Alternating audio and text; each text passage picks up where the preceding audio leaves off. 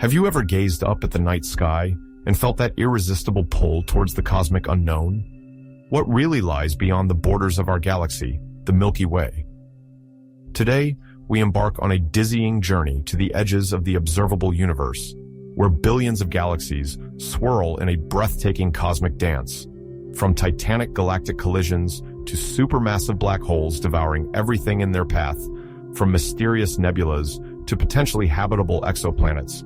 Join us for the ultimate exploration that constantly pushes the limits of our understanding and confronts us with the greatest mysteries of existence. But before you set off on a new adventure, be sure to like the video and subscribe to the channel so you don't miss anything. Thank you, and bon voyage.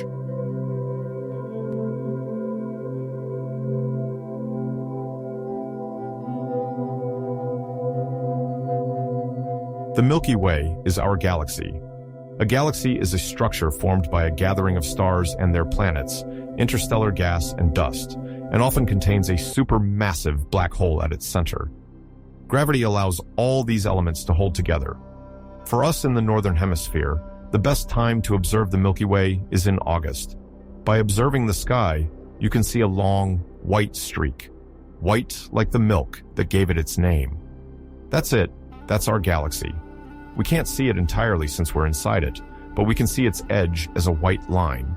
Seen from above, we would see a spiral with a luminous center. The Milky Way measures about 100,000 light-years in diameter. It's an impressive figure, isn't it? But this is only the central part of the galaxy. Researchers have recently claimed that its boundaries extend up to 520,000 light-years from its central black hole, Sagittarius A. It is now estimated that there are between 100 and 400 billion stars in our galaxy. The Sun and its planets are only a tiny part of the Milky Way, which would include at least 100 billion planets.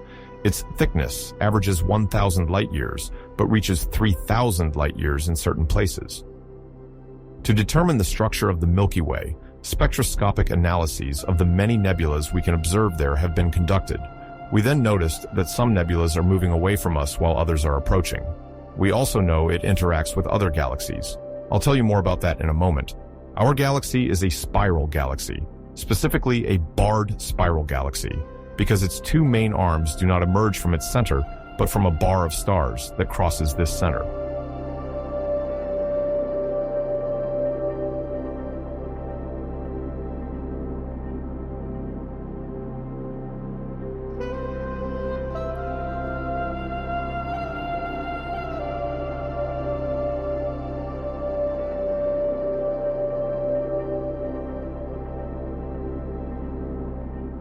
The Milky Way belongs to the local group, a cluster of about 60 galaxies, measuring 10 million light-years in diameter, which also contains the Andromeda Galaxy. The local group is itself part of the Virgo Supercluster, which in turn belongs to Laniakea, a supercluster of galaxies. The Milky Way moves through space at 630 km/s, which is 2.3 million kilometers per hour. But here we are already reaching the edges of our galaxy. What will we find beyond? You first notice that the edge of the Milky Way is not visible. It's not a precise point. There is no line drawn in space. So how do we know we are leaving our galaxy? Until now, the edge of a galaxy was defined using fixed levels of brightness, called surface brightness isophotes. Recently, in 2021 and 2022, researchers developed another criterion for defining the edge of a galaxy, based on the density of gas necessary for star formation. The galaxy's boundary would be where star formation can still occur. This edge of the galaxy evolves due to its structure and neighborhood. The interactions among the various objects evolving in space mean that nothing is fixed. We also know for a few years now that the Milky Way is surrounded by a halo of very hot hydrogen gas. This gas is difficult to see, so the crown is hard to delineate. But look, you see the Andromeda Galaxy. It's a galaxy similar to ours, our neighbor. Some even say our twin. It is indeed also part of the barred spiral galaxies.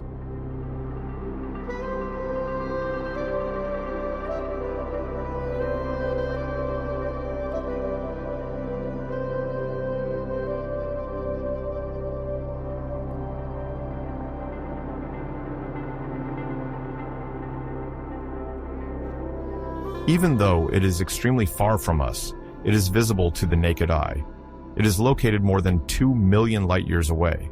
It would take billions of years for our space shuttles to get there. It is also known as M31 in the Messier catalog. M31 is one of the most extensive objects in the celestial vault.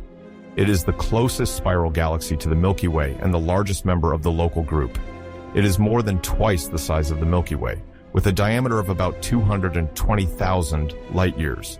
It is thought to contain about 1 trillion stars, which is 2 to 5 times more than our galaxy. But what is a spiral galaxy made of? A spiral galaxy contains several 100 billion stars and resembles a disk. This disk contains a bright spherical bulge at its center called the bulge. Around this disk, there is a halo containing stars grouped in globular clusters. In a spiral galaxy, the disk contains several bright arms. This light is emitted by the young stars these arms contain. These arms wrap around the center and give the galaxy its spiral shape. As we are talking about a barred spiral galaxy, you can observe a large central bar. It is formed by a band of stars whose ends are the starting points of the arms.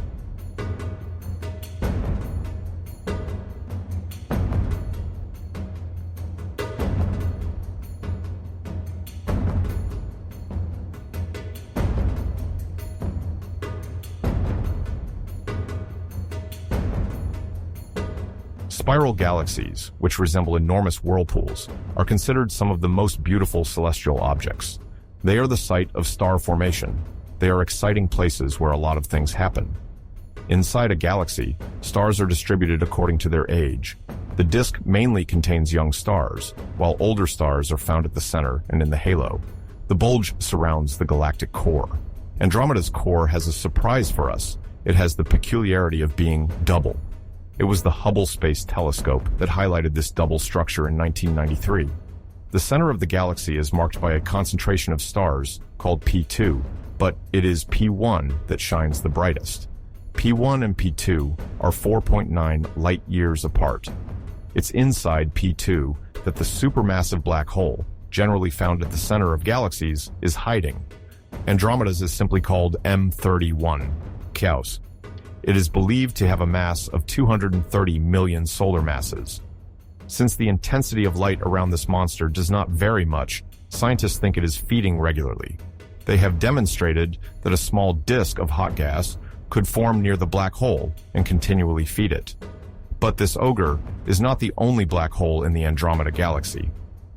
Thanks to the Chandra Space Telescope, we learned that Andromeda has at least 35 other black holes. Since 2021, we know that there are intermediate black holes, situated between stellar black holes and supermassive black holes. Their mass ranges from 100 to 1,000,000 times that of the Sun. As Andromeda is a spiral galaxy, it has arms. These arms are believed to have formed during its collision with M32, a dwarf galaxy. This collision would have occurred 900 million years ago. M32 would have been absorbed by M31. The gravitational interaction between the Andromeda Galaxy and M32 would have caused waves, which would have become Andromeda's spirals and given them this ring-like shape. As I was saying, there is a lot of movement in space. Galaxies merge, stars form, while others die. Researchers never get bored. I told you earlier that the Milky Way is surrounded by a halo of gas. This is also the case for the Andromeda Galaxy, surrounded by a gigantic halo that can measure up to 2 million light-years in certain directions. It is so large that it meets that of our galaxy. Researchers are even predicting a meeting, or rather a collision, between the Milky Way and the Andromeda Galaxy.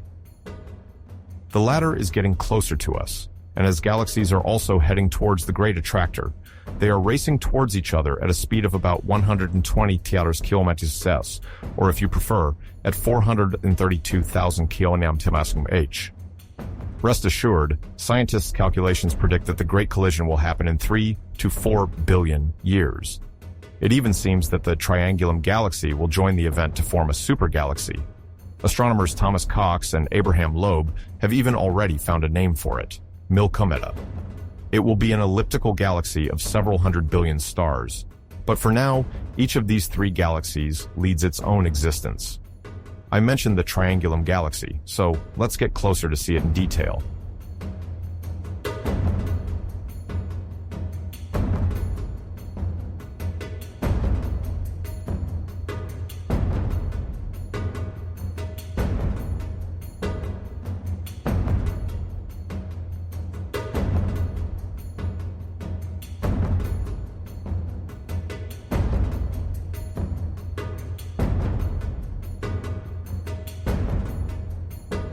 The Triangulum galaxy is also visible to the naked eye from Earth, like M81, only in very favorable observing conditions. Also called M33, it is the third spiral galaxy that is part of the local group. It is located in the constellation of Triangulum. It is about 2.8 million light-years away from our galaxy. It is believed to contain 40 billion stars, and its estimated mass of 60 billion solar masses would only be about 5% of that of M31. Dark matter constitutes more than 80% of its mass. Its diameter of over 50,000 light-years makes it the third largest galaxy in the local group. It is a regular spiral galaxy. It is isolated, as it lacks the spheroidal dwarf galaxies or tidal tails that accompany the Milky Way. A regular spiral galaxy does not have a central bar. The arms develop directly from the core. It is visible to the naked eye when conditions are good. Its structure can be observed from Earth without being too hindered by interstellar gas and dust. Researchers have cataloged more than 500 active infrared radiation regions in this galaxy. They are not distributed evenly. There is a slight asymmetry between the north and south regions of the galaxy. A higher density of nebulae and young, blue star clusters is noticeable in the southern region. These nebulae are vast and very luminous. The Triangulum Nebula, or NGC 604, spans over 1,500 light-years. It is the second most active HII region in the local group, with a luminosity estimated to be more than 50 million times that of the Sun. It is an emission nebula of the same type as the famous Orion Nebula. Observations made by the Hubble Space Telescope have revealed the presence of at least 200 young hot and massive stars within it. Nebulae are not the only star nurseries, they are also found in the spiral arms. The southern spiral arms contain more giant blue stars, but also more supernova remnants. This galaxy is connected to Andromeda by a bridge of debris. Debris, but what kind? The recent interactions of Andromeda with all sorts of celestial objects produce stellar streams, star shells, and other debris. They are called tidal debris. They are so extended that they join the Triangulum galaxy by a bridge of gas and stars. Yet they are 700 to 50,000 light-years apart.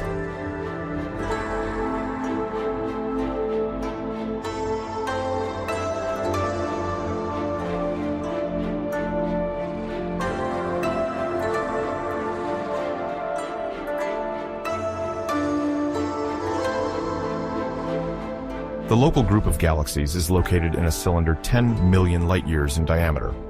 In 1936, Edwin Hubble cataloged 8 galaxies in the local group: the Milky Way, the large and small Magellanic Clouds, the Andromeda Galaxy, M32, NGC 205, the Triangulum Galaxy, and Barnard's Galaxy. By 1963, there were 18 galaxies in the local group. The discovery of dwarf galaxies increased this number to 38 by the year 2000. Today, more than 60 are identified. Of course, the exact number of galaxies in the local group is uncertain due to the difficulty in detecting its fainter members. All types of galaxies can be found in the local group, except for giant elliptical galaxies. The local group is too small to accommodate them. Too small? Can you imagine the size of these galaxies?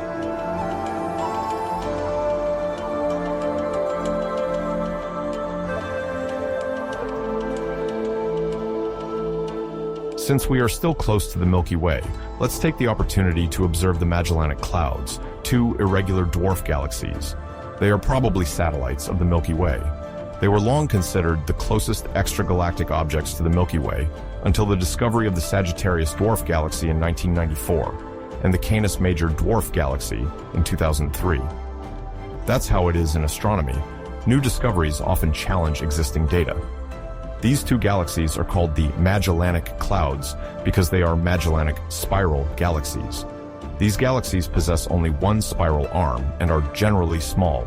There are 4 types of Magellanic galaxies: regular without a bar, with a bar, as you might have guessed, intermediate, and the last ones that only show the beginning of an arm. The Magellanic clouds are part of the second category. They are separated by 75,000 light-years. The Large Magellanic Cloud is located about 157,000 light-years from the Sun, while the Small Cloud is about 197,000 light-years away. You can observe them with the naked eye from the southern hemisphere. The Large Magellanic Cloud straddles the constellations Dorado and Mensa. In the Large Magellanic Cloud, you will find the magnificent Tarantula Nebula, where I will take you shortly. You won't want to miss this spectacle. The large cloud is a real star factory, while its cousin only intermittently creates new stars. These clouds were already known, thanks to the Persian astronomer Al-Sufi in 924. But it was during his great voyage that Magellan confirmed their existence and gave them his name. But what makes them so special?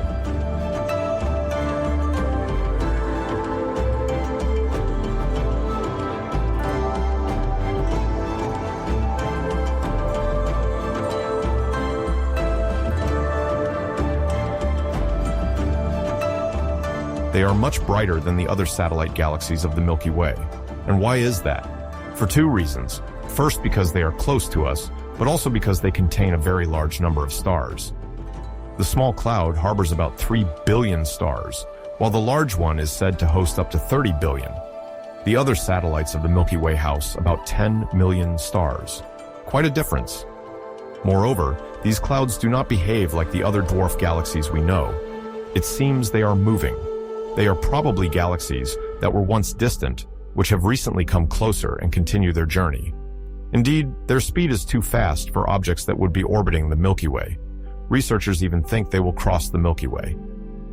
We have known since the end of 2023 that the Small Magellanic Cloud is actually composed of 2 distinct galaxies that are separated by 16,000 light-years. We hadn't noticed until now because one galaxy is hiding behind the other.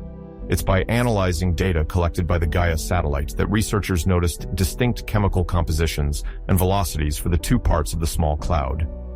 Upon further investigation, they realized there were 2 small galaxies. The universe always holds surprises for us. The 2 clouds are connected by a Magellanic bridge. It's a bridge of stars, composed mainly of neutral hydrogen. Stars leave the small cloud and move toward the large, a magnificent spectacle revealed by the Gaia satellite. This bridge is also called the Magellanic Stream because, of course, it is not stationary. It's composed of 2 enormous gas filaments that follow the path of our neighboring small galaxies. They are accompanied by swirls resembling smoke spirals. Researchers believe a halo of hot gas surrounds the 2 clouds and acts like a protective cocoon. It would shield the 2 galaxies from the halo of the Milky Way. But this protective current and our halo eventually met, and parts of the halo have stretched and dispersed to form the Magellanic Stream. Even before that, when the clouds were still remote from our galaxy, the large cloud would have absorbed the gas of the other, gas that makes up 10 to 20% of the mass of the Magellanic Stream. The stream would have since stretched to take on the arc shape we now know. It would appear that the tidal forces between the large and small cloud also have an effect on these currents. You see, even by staying in one place, there are many curious phenomena to observe. A celestial object is never alone. It lives surrounded by an agitated and fascinating neighborhood.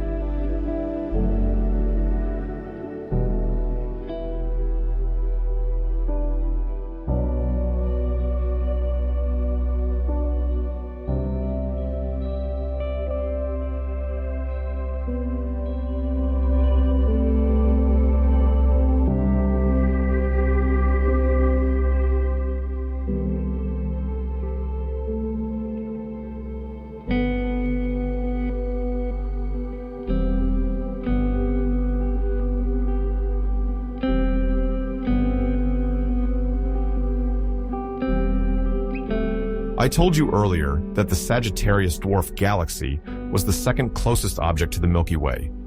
It travels on a polar orbit, inclined by nearly 90 degrees, about 50,000 light-years from the center of our galaxy. Our immediate neighbor was only discovered in 1994, because it is hidden by the stars and dust of our galaxy. It is now possible to know more about it, thanks to variable stars, the RR Lyrae, which it is particularly rich in. A variable star is a star whose brightness varies over time. SGR, as it's colloquially known, is located 80,000 light-years from Earth. Its diameter is about 10,000 light-years. It is positioned diametrically opposite the solar system relative to the galactic center, which explains why it is difficult to observe. It appears to be an old galaxy, composed of population 2 stars, which are old and metal-poor. It contains very little interstellar dust. It will probably be absorbed by our galaxy in the next 100 million years after having crossed its galactic disk. Despite its name of dwarf galaxy, it is the largest galaxy whose orbit around the Milky Way is confirmed. But since it has been dethroned by the Canis major dwarf galaxy as the closest galaxy to the Milky Way, let's go see this one instead.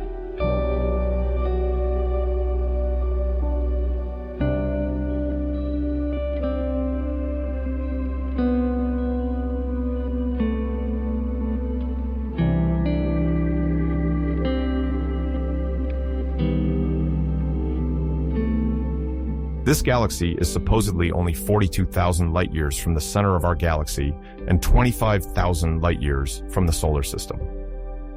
It was discovered in November 2003. Its shape is rather elliptical while being irregular. It contains about 1 billion stars. Its mass corresponds to 1% of that of the Milky Way's disk. It too was hidden by the stars of the Milky Way's disk and the high concentration of interstellar dust, which explains its late discovery. It was by studying sky surveys in the near-infrared that scientists discovered it. It is named this way because it is located in the direction of the constellation Canis Major. It appears as a concentration of giant M-type stars. These are very red and very luminous stars accompanied by long trails. They are gradually torn apart by the Milky Way from the dwarf galaxy and spread out along its orbit. This forms a long filament of stars presenting a ring structure, sometimes beautifully called the Monoceros ring. It circles our galaxy 3 times. Several globular clusters seem to be associated with the Canis major dwarf galaxy. They are thought to be the remnants of the galaxy before its accretion to the Milky Way. I promised you that we would go see the Tarantula Nebula. Look, there it is.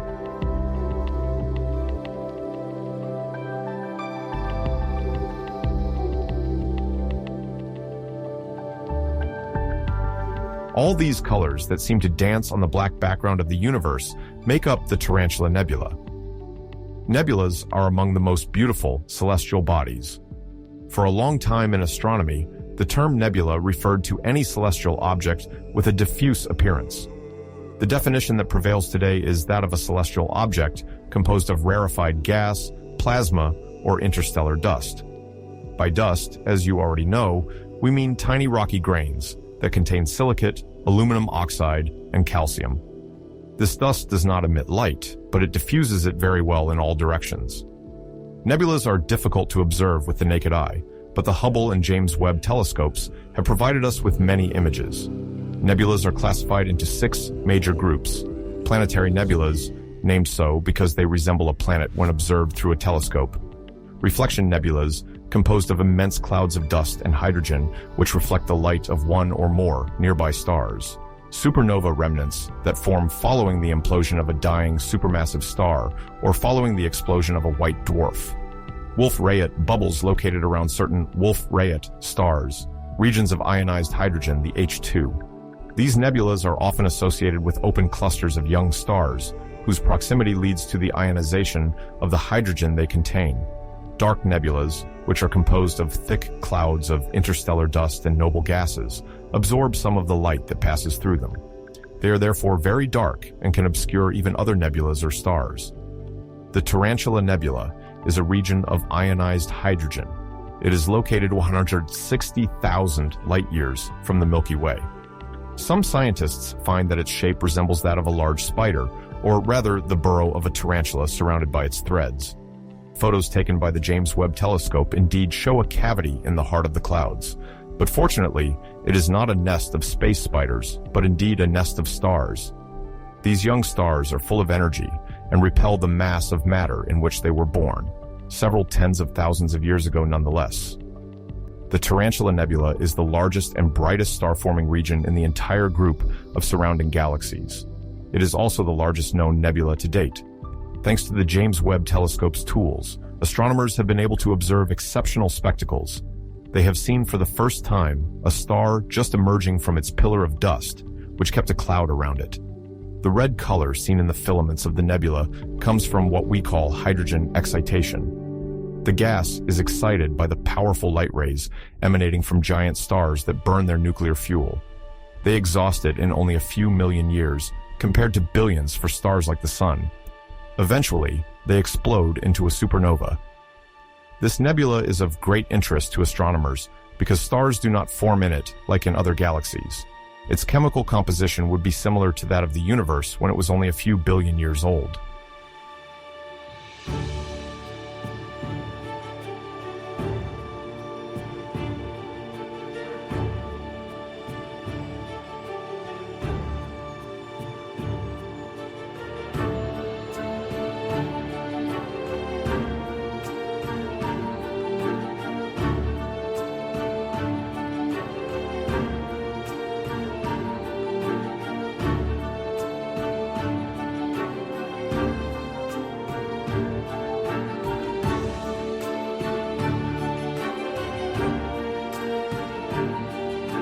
Less than 8 million light-years from Earth, astronomers discovered a tiny galaxy with the peculiarity of not producing stars. It only has 631,000 solar masses. They called it the Hedgehog Galaxy. It has a second peculiarity. It is very isolated. There is no other galaxy within 3.3 million light-years of it, and no group of galaxies within 5.5 million light-years. Why does it not form stars? Researchers have shown that it has not formed stars for at least 100 million years. Only 0.06% of isolated dwarf galaxies are known to be dormant like this. They have detected no ultraviolet emission or any dust behind which young stars could hide. Scientists think that the Hedgehog Galaxy may have passed close to the Centaurus A galaxy at some point. Centaurus A might have stripped it of its gas during its passage, thus preventing it from giving birth to new stars. It may also be that this galaxy is too small, and that the process of star-making did not have the time to reach its conclusion. Better understanding this small galaxy could answer many questions about the evolution of galaxies.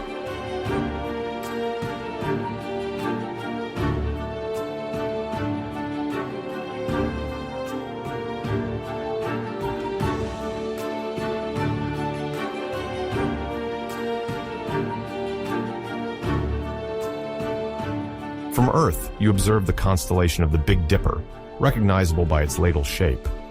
This constellation contains several celestial objects, primarily galaxies, but also nebulae and blazars. Follow me, let's take a closer look. Let's start with the galaxies. Featured in the famous Messier catalog, here is the astonishing double galaxy M81 and M82. It is also called Bode's Nebula. M81 and M82 are close, which allows astronomers to observe them together and compare their appearances. M81 is a spiral galaxy, while M82 is an irregular spiral galaxy. Their proximity affects their autonomy. They interact with each other. A gravitational struggle has opposed them for millions of years. As they brush past each other, the gravity of one acts on the other. During the last close encounter, which lasted 100 million years, M82's gravity likely caused density waves to form in M81. This could explain the richness of its spiral arms, but in return, M81 may have sparked vigorous star-forming regions in its neighbor. Currently, M81 is approaching the Milky Way while M82 is moving away. This distancing is only temporary, linked to the current trajectory of M82. Since the two galaxies are in gravitational interaction, we can deduce that they will come closer, even merge in the future. M81, M82, and NGC 3077 are all located about 12 million light-years from the Milky Way. M81 is just 120,000 light-years away from M82. As I told you, it's a spiral galaxy with a diameter of about 87,000 light-years. It is thus smaller than our Milky Way. It features a large bulge, bigger than that of the Milky Way, around which two spiral arms wrap, each containing young bluish and hot stars formed in the last few million years. Its core likely harbors a supermassive black hole. Its mass is estimated to be between 8.4 and 41 million solar masses. The distribution of its overall mass is slightly asymmetrical due to the close presence of M82 and its gravitational tidal effects. This same presence explains why M81 has beautiful star-forming regions in its spiral arms. Despite this activity, only one supernova has been observed in this galaxy in 1993. M82 is much more active and is classified among starburst galaxies. This means that the rate of star formation is much higher than the average rate observed in other galaxies. M82 is 5 times more luminous than the Milky Way, and its central region is several hundred times brighter than the core of our galaxy. M82 undergoes the same gravitational forces as its neighbor, but it is much more impacted because it is smaller. More agitation creates more stars. For a long time, M82 was thought to be an irregular galaxy, but thanks to the Hubble Space Telescope, we could see 2 perfectly symmetrical spiral arms. This same telescope has highlighted the presence of more than 200 young star clusters in the core, each representing about 200,000 solar masses. This is a very dense area where very energetic phenomena occur. In fact, it contains the brightest pulsar known to date. A pulsar is a neutron star, initially detected by radio astronomy in the form of regular radio pulses. It spins very rapidly on its axis. It emits a periodic signal that corresponds to its rotation period. A pulsar results from the explosion of a dying star, known as a supernova. There are a wide variety of pulsar types: radio pulsars, X-ray pulsars, gamma-ray pulsars, or even anomalous X-ray pulsars and magnetars.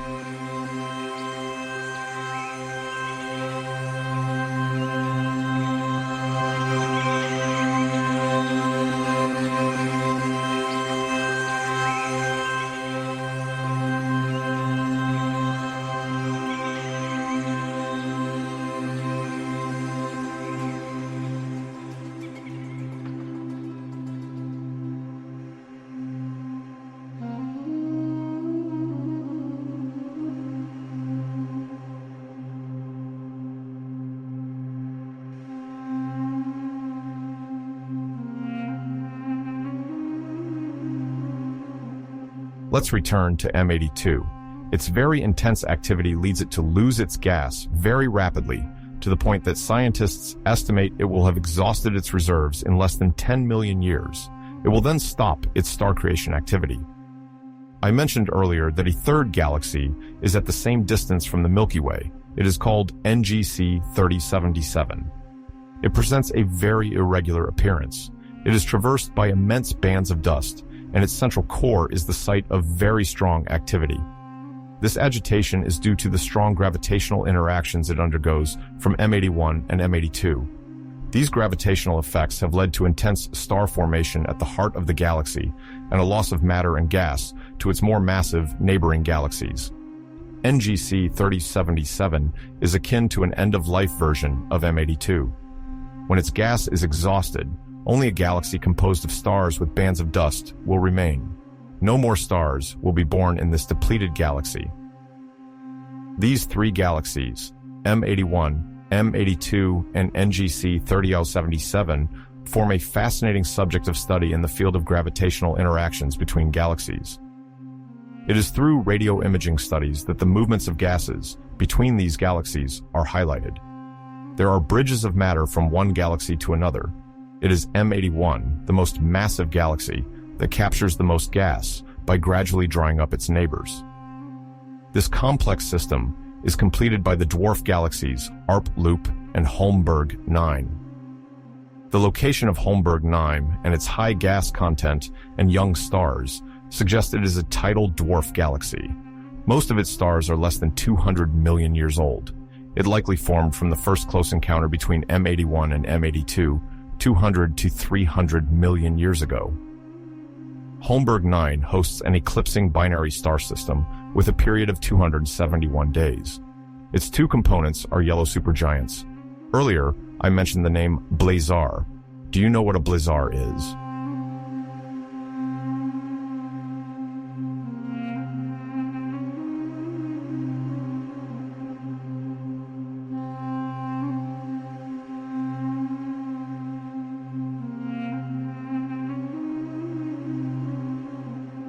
This term, used by astronomers, comes from the English to blaze, which means to shine brightly. A blazar is actually a quasar, that is, a supermassive black hole. Like all supermassive black holes, it irremediably attracts the surrounding matter, which forms a disk of gas waiting to be engulfed, heated, and distorted, all while emitting X-rays. It can emit energy equivalent to 1,000 billion times that of the sun. But what makes the blazar particular is that the jet of matter it emits, propelled at a speed close to that of light, is directed towards the solar system.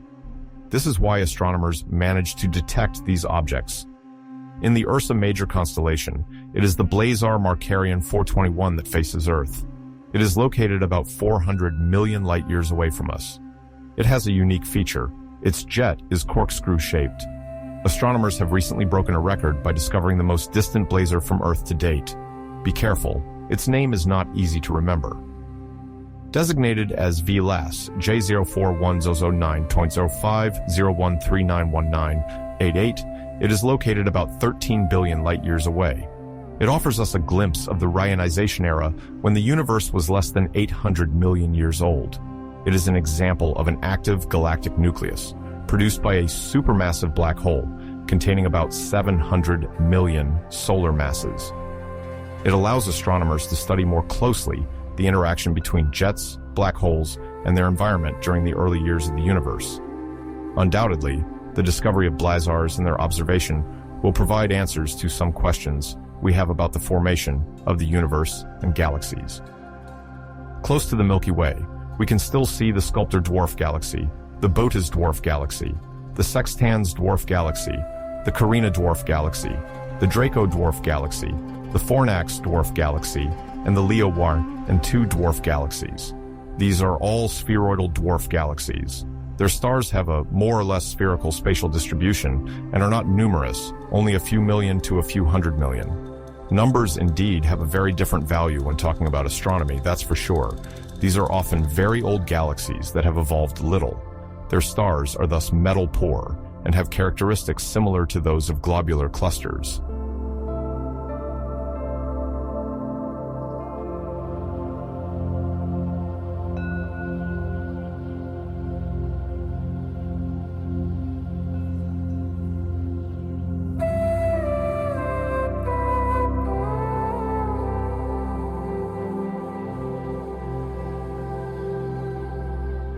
Until now, we have stayed within the local group.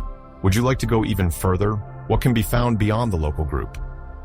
The local group is part of an even larger structure called the local supercluster, or Virgo supercluster.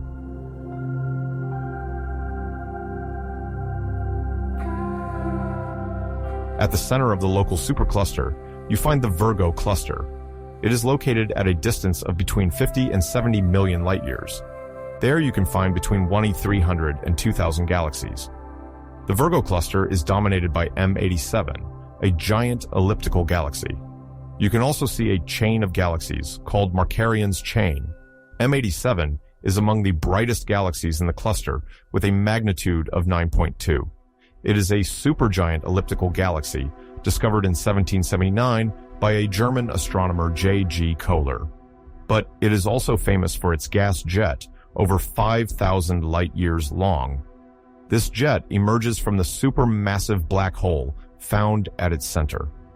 The galaxies of the Virgo cluster are on average located 48 million light-years from Earth. But be careful, do not confuse the Virgo cluster with the Virgo supercluster. The Virgo cluster is just a small part of the supercluster of the same name. The Virgo, or local supercluster, consists of two elements, a disk and a halo. The disk, which is pancake-shaped, contains 60% of the luminous galaxies of the supercluster. It contains 3 clouds of galaxies, the Virgo cluster, the Canis Venatici cloud, and the Virgo 2 cloud. The halo includes many elongated clouds pointing towards the Virgo cluster. The Virgo Supercluster has a diameter of about 200 million light-years. It contains around 10,000 galaxies, distributed across 100 clusters. Its luminosity is too low compared to the number of stars it contains, so researchers think it is largely composed of dark matter. The local group, located near its edge, is attracted to the Virgo cluster. The local supercluster itself belongs to an even larger group, Laniakea.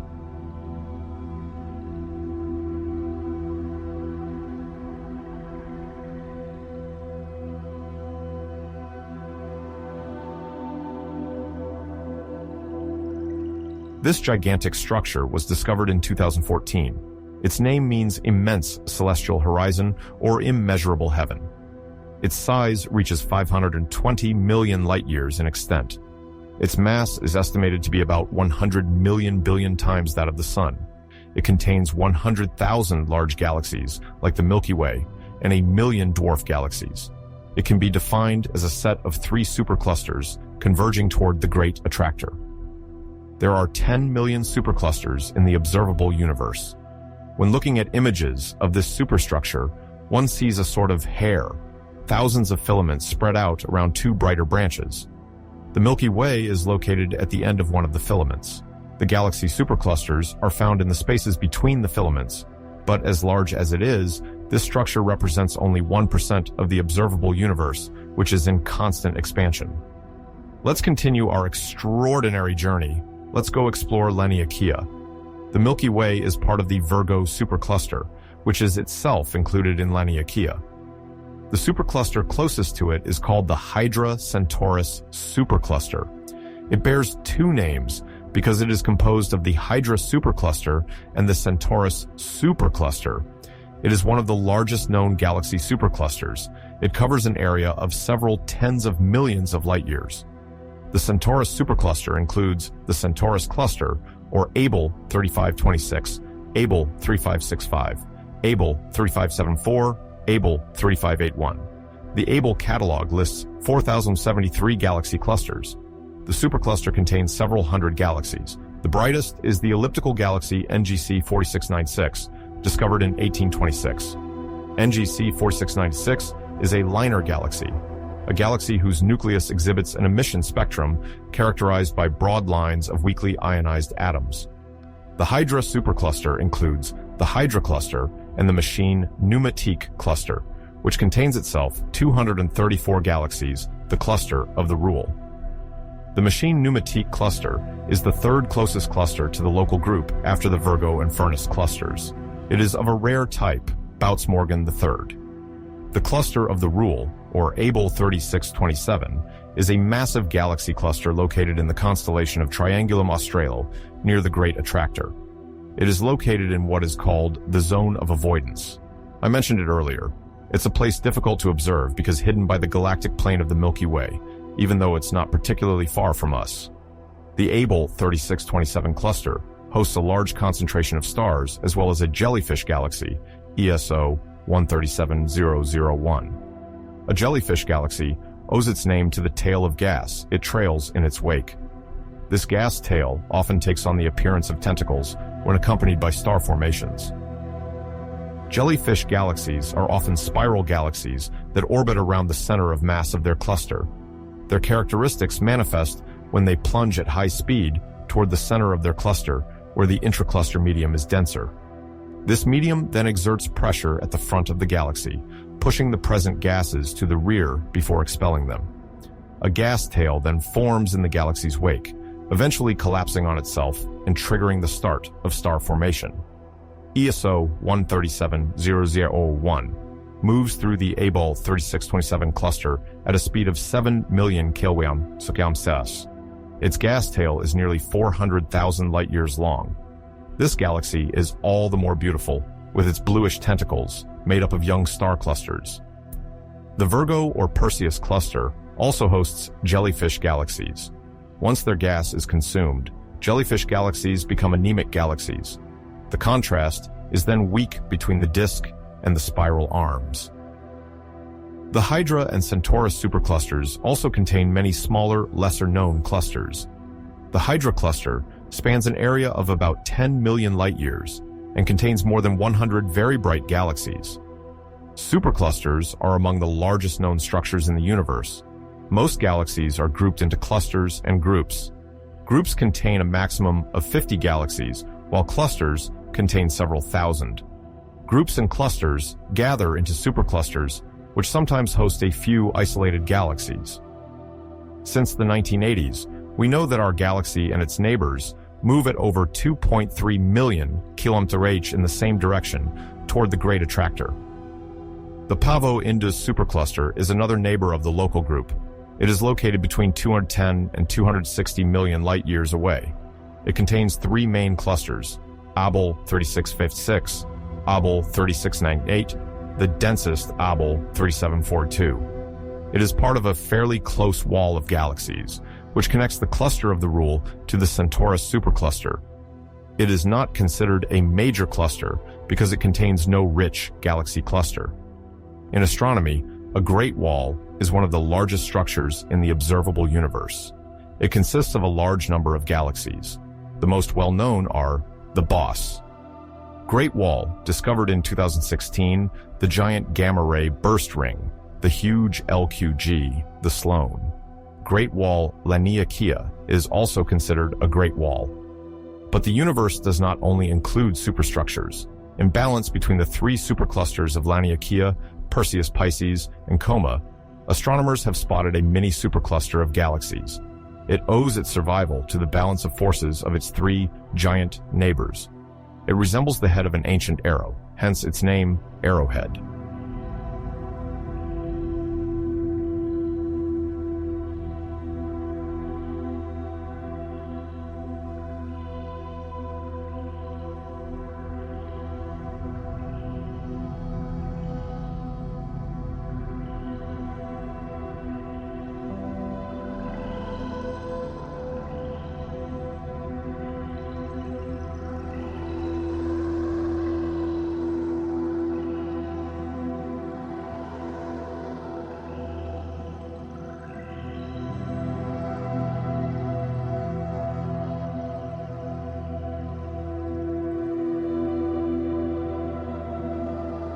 Let's focus for a moment on the Sloan Great Wall. It was long considered one of the candidates for the largest known structure in the universe, but you can imagine that it's not easy to give such a title, as the term structure is not easy to define. This Great Wall is a cosmic structure forming a giant wall of galaxies, or a galactic filament. It measures 1.38 billion light-years in length and is located about 1 billion light-years from Earth. It constitutes about 1/60th of the diameter of the observable universe. It is the sixth largest structure in the observable universe after the Clauez-Camposano LQG, U1.11 LQG, huge LQG, the GRB giant ring, and the Hercules Corona Borealis Great Wall. It is positioned in the region of the constellations of Corvus, Hydra, and Centaurus. The largest supercluster it contains is called SSCI 126, the BOSS. Great Wall is considered one of the largest and greatest clouds of galaxies ever observed in the universe. Its name comes from the Baryon Oscillation Spectroscopic Survey Project, which discovered it. It is located in an area between 4.5 and 6.4 billion light-years. Its discovery dates back to March 1st, 2016. It is said to be composed of 830 galaxies, spread over two walls. Its mass is 10,000 times that of the Milky Way. It is so large that when a star is born on one side of the wall, its light takes 1 billion years to reach the opposite side. But it's not its size that really matters, but rather what its discovery will bring us in terms of knowledge. The CFA2 Great Wall is, for its part, the sixth cosmic structure known today. At its center is the Coma Supercluster, also known as SCI 117, or the Coma Supercluster. It's hard to keep up with all these names. It is the closest galaxy supercluster to Earth, even though it is about 300 million light-years from us. It includes the Coma cluster and the Leo cluster. It is a spherical supercluster with a diameter of about 20 million light-years. It contains more than 3,000 galaxies. One of them, the supergiant elliptical galaxy, NGC 4889, harbors one of the largest known supermassive black holes to date. Discovered in 2011, its mass is estimated to be at least 21 billion solar masses, a real monster. Neighboring the Coma Supercluster, the Hercules Supercluster is also part of the same Great Wall. It measures about 330 million light-years.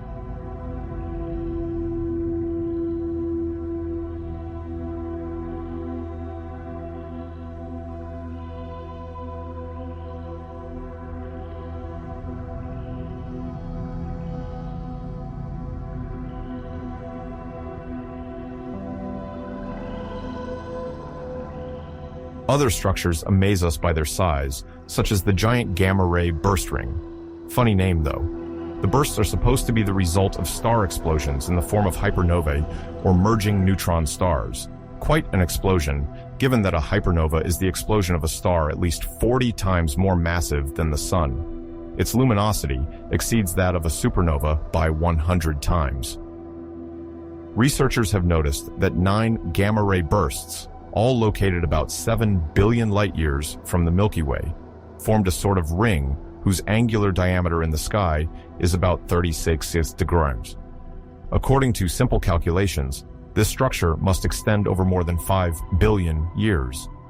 These bursts are objects located at similar distances and exploded during a similar time period of about 250 million years. This ring still deserves further examination, but it could well be a set of galaxies hosting gamma-ray bursts and being in the filaments of matter that surround immense regions void of galaxies. It deserves to be studied a bit more thoroughly, as its large size is a puzzle for scientists. Until now, the maximum size of an observable structure was 1.2 billion light-years. This puts a lot of things into question, but there is even larger.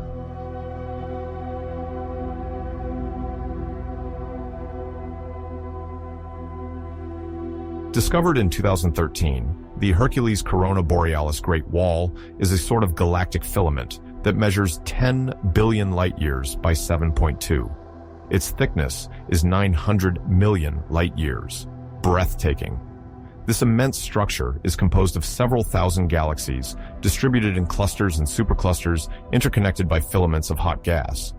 It is these walls that form the grand web of the universe, with large voids between them. Observation of this structure could contradict the famous cosmological principle, as is the case with the giant gamma-ray bursts ring. Cosmology is based on the cosmological principle that states that the universe is isotropic, the same in all directions, and homogeneous, the same at every point. You tell me that when you look at the sky with the naked eye, it doesn't seem isotropic. You are right. The cosmological principle applies on a large scale, on the order of 1 billion light-years. The discovery of superstructures such as giant rings or the Hercules Corona Borealis Great Wall challenges this principle. Once again, new discoveries create new problems.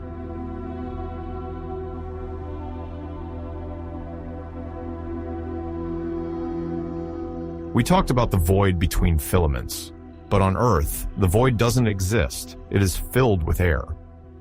What about the universe? Astronomers are intrigued by these cosmic voids. They are regions that contain less matter. In 1981, Robert Kirshner and his team discovered what is called a supervoid. This is the Bootes void, one of the largest known voids in the universe. Its diameter approaches 330 million light-years. It was discovered during a survey of galaxy redshifts. Redshift is the shift of spectral lines of light from stars towards longer wavelengths. It was using this method that American astrophysicist Edwin Hubble demonstrated the expansion of the universe in the 1920s. He showed that all galaxies are moving away from us, and the further away they are, the faster they move.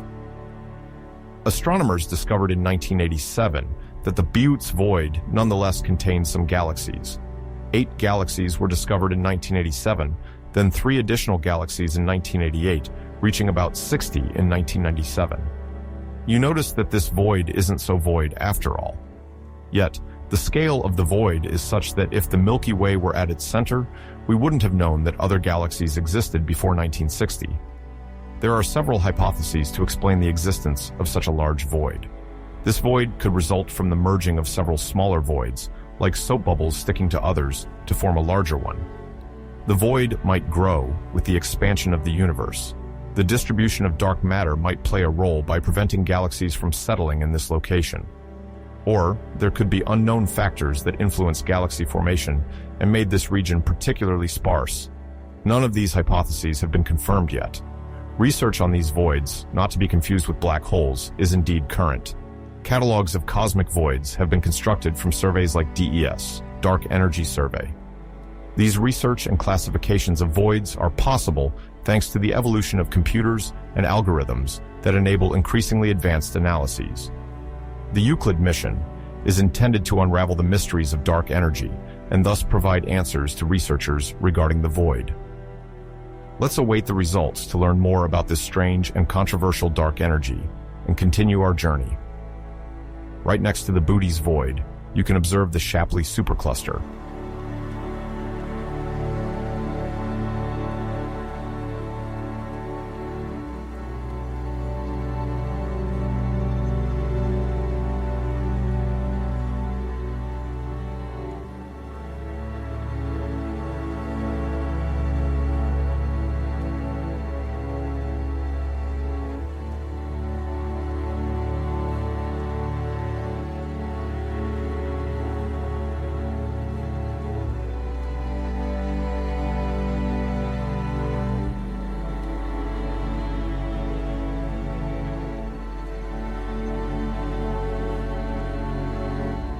It is a supercluster of galaxies located in the constellation of Centaurus.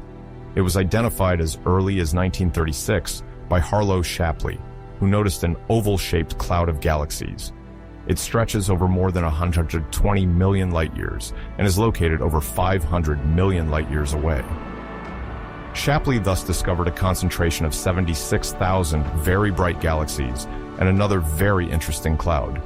This one is very long and very populated. It is now known as the core of the Shapley Supercluster. The Shapley Supercluster was rediscovered as a whole in 1989 by Somak Reshadhuri. It is located next to the Bootes void. I see that all these long numbers are making your head spin, but brace yourself for something even more fabulous.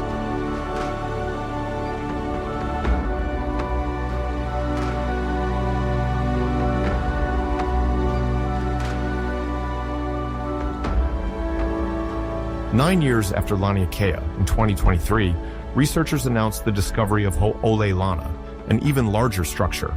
Its Hawaiian name evokes the origins of the world.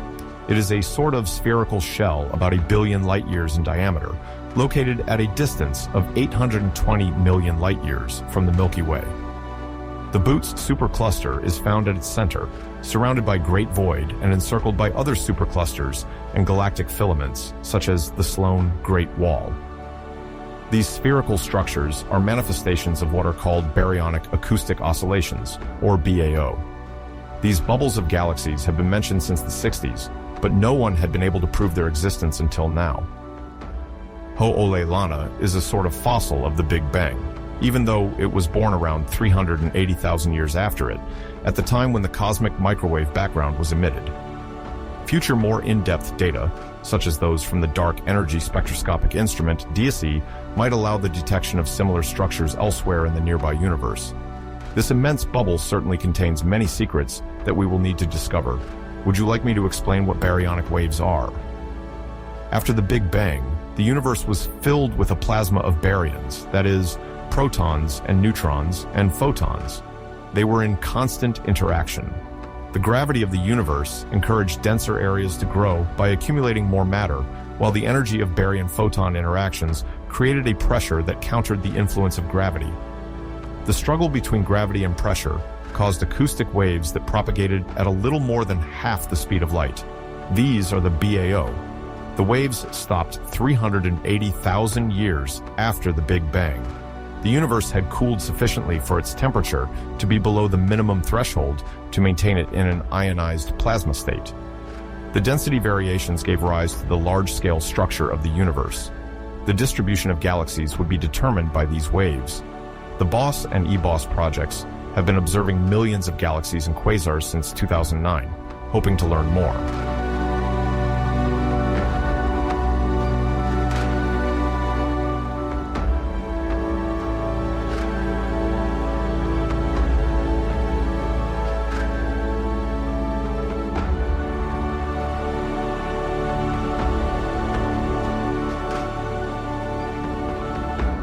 A quasar, or quasi-stellar source of radiation, is a supermassive black hole at the center of an extremely luminous region. The first to be discovered in 1963 was 3C273, located in the constellation of Virgo. Astronomers initially thought it was a new star, but through a radio telescope, they realized it produced 1,000,000 times more radio waves than a normal star. They realized it was a very distant galaxy, located 2.34 billion light-years from Earth. Normally, at this distance, it should have been very dim, but this object was the brightest in the universe observed at that time. Astronomers initially thought it was a measurement error before discovering other similar spectra. They even discovered quasars that emit gamma rays, the highest energy carried by light. They can release as much energy as hundreds of combined galaxies. Today, more than 1.3 million are cataloged. Although they are the brightest objects in the universe, they cannot be observed with the naked eye. The closest quasar to us is about 780 million light-years away, while the most distant is about 13 billion light-years away. They formed when the universe was young, 2 to 3 billion years old. Quasars show many comparable properties to those of active galaxies. Their radiation is non-thermal, and some have jets and lobes like those of radio galaxies. There are iron quasars, which show very strong emission lines resulting from ionized iron. The most well-known is IRAS, 1850087815. But look over there. You can see the Claus-Campesano LQG large quasar group. It is a cluster consisting of 34 quasars and measuring about 2 billion light-years in diameter. It is near huge LQG, a cluster composed of 73 quasars discovered in 2012. Claus-Campesano LQG covers an area of about 2 billion light-years in length and 1 billion light-years in width. It is located 9.5 billion light-years from us. Interestingly, it is situated on the ecliptic, the line that represents the Sun's annual path as seen from Earth.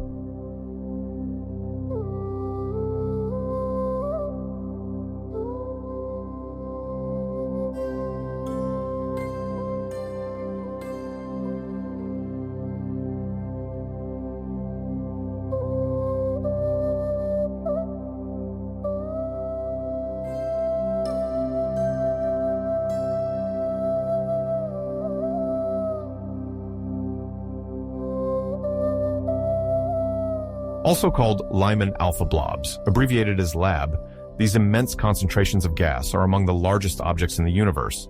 They might represent an early stage in the formation of galaxies, and they're black holes. These are enormous clouds of hydrogen, measuring several 100,000 light-years across. Some of them are over 400,000 light-years in diameter. Normally, Lyman Alpha emission lies in the ultraviolet, but these bubbles are so distant that their light is redshifted and becomes visible in the optical domain.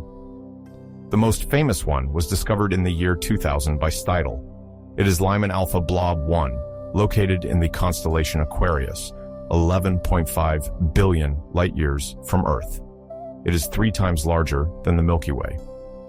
Since then, more than 30 smaller LABs have been found. In 2024, the James Webb Telescope allowed astronomers to advance in understanding these mysterious bubbles. These same astronomers plan follow-up observations with galaxies at different stages of merging to better understand how hydrogen emissions are ejected from these evolving systems.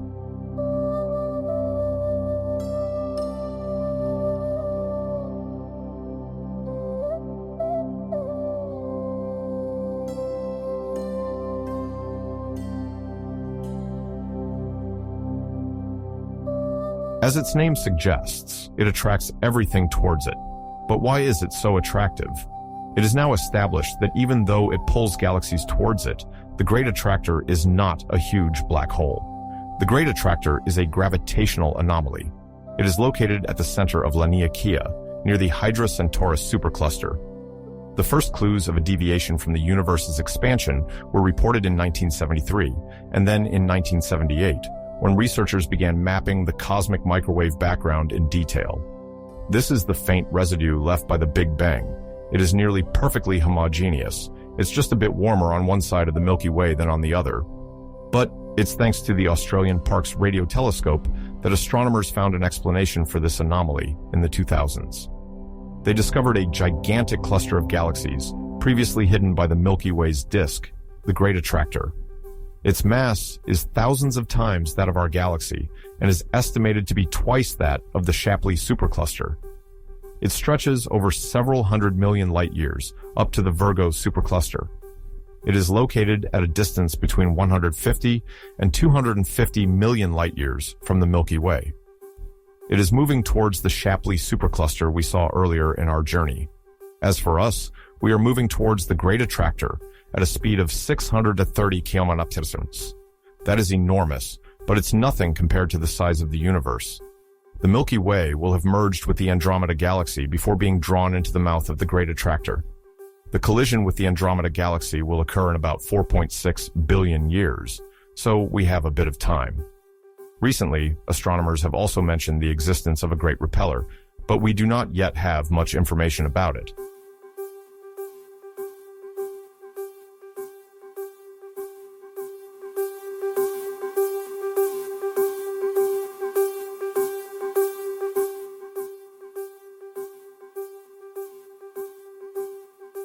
Our journey has taken us far beyond the Milky Way. We have mentioned colossal distances, numbers that are dizzying. Our galaxy, which seems so vast to us, is just a small point located in one of Laniakea's filaments, which itself is only a small part of the universe. Increasingly sophisticated instruments have recently allowed us to travel further and discover unsuspected worlds. Do these distant superclusters operate according to the established laws so far? Maybe not. Astronomers have already spotted some troubling clues suggesting that certain cosmic rules are no longer followed in the farthest reaches of the observable universe. This makes their research even more exciting. 100 years ago, we thought the limits of the Milky Way were the limits of the universe. What progress we have made in just a few years. Progress that will allow us to better understand the large-scale structure of the universe and its evolution. I'll let you enjoy these rare and precious celestial landscapes as we begin our journey back to Earth. Our destination, Earth, in the Milky Way, in the local group, in the Virgo Supercluster, in Laniakea, in the universe.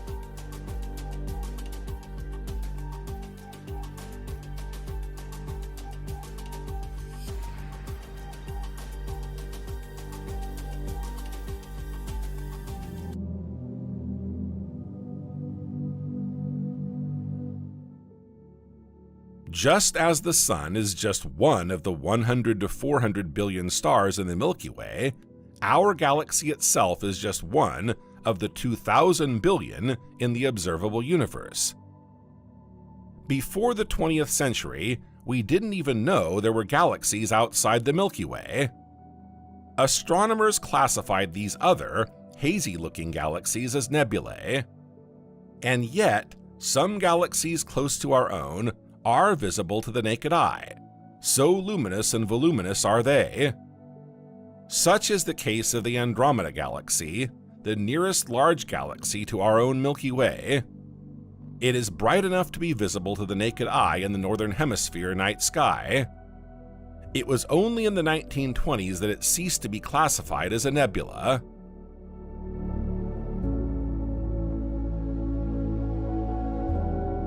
The Milky Way and the Andromeda Galaxy are part of a group of galaxies known as the Local Group.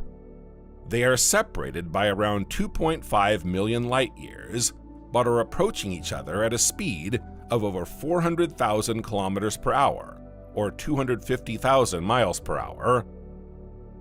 At this speed, they are expected to collide in around 4.5 billion years. This collision will not destroy our planet. Instead, it will form a new megagalaxy. Life on Earth is likely to come to an end long before this collision. We'll probably no longer be around to admire the magnificent starry skies of this new megagalaxy. The Local Group comprises over 60 galaxies with a diameter of 10 million light-years. Let's explore the Local Group and discover its most important objects. Let's start by exploring the Andromeda Galaxy. Also known as M31, this galaxy is located 2.55 million light-years from the Sun. It's larger than the Milky Way, with a diameter of 220,000 light-years. As you can see, it's very luminous. It is, to be precise, 25% brighter than our own galaxy. Not surprising, given that it contains around 1,000 billion stars, 2 to 5 times more than the Milky Way. But as the universe is in perpetual motion, the Milky Way may one day be brighter than its neighboring galaxy. Indeed, the rate of star formation in our galaxy is 3 to 5 times higher than in the Andromeda Galaxy. The Milky Way also has twice as many supernovae. Brighter and larger than the Milky Way, the Andromeda Galaxy is also younger. It is thought to have formed only 3 billion years ago when two galaxies collided. At that time, the Earth already existed. As in the Milky Way, it contains a supermassive black hole called M31. The Triangulum galaxy, or M33, is the third largest spiral galaxy in the Local Group. It is considered a satellite of the Andromeda Galaxy. You can also observe it with the naked eye from Earth, but only from the southern hemisphere and under the right conditions. The Milky Way, the Andromeda Galaxy, and the Triangulum Galaxy are the 3 largest galaxies in the Local Group, but they are far from most impressive in the observable universe. As we saw at the start of our exploration of the Local Group, there are an estimated 2 million galaxies in the observable universe. These galaxies are distributed in a singular way. They tend to aggregate into groups, clusters, or even superclusters, i.e., groups of galaxy clusters. Galaxy superclusters can extend over hundreds of millions of light-years in diameter and contain dozens of galaxy groups and clusters.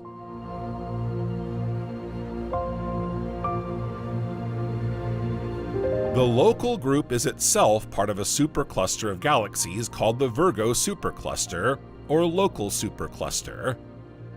At the center of the Virgo Supercluster lies the Virgo Cluster, a galaxy cluster containing between 1,300 and 2,000 galaxies, 90% of which are dwarf galaxies. The Local Group is located near the edge of the supercluster, in a small filament, and is drawn towards the Virgo Cluster. The Virgo Supercluster extends over some 200 million light-years. Its mass reaches 10 to the power of 15 solar masses. It has a unique structure consisting of a flattened disk and a halo. The disk contains 60% of the supercluster's luminous galaxies, while the halo contains the remaining 40% of galaxies, including elongated objects. Among the galaxies of note in the local supercluster, along with a Virgo cluster in the local group, you can also see the Hound Cloud and the Virgo 2 cloud. The Hound Cloud is very rich in galaxies, but contains mostly medium-sized dwarf galaxies. Its most impressive galaxies are the spiral galaxies seen from the edge NGC 4244, 65,000 light-years across, and the galaxy M94, 30,000 light-years across. As for the Virgo 2 cloud, it groups together several long filaments of galaxies, including the front-view spiral galaxy M61, a magnificent starburst galaxy.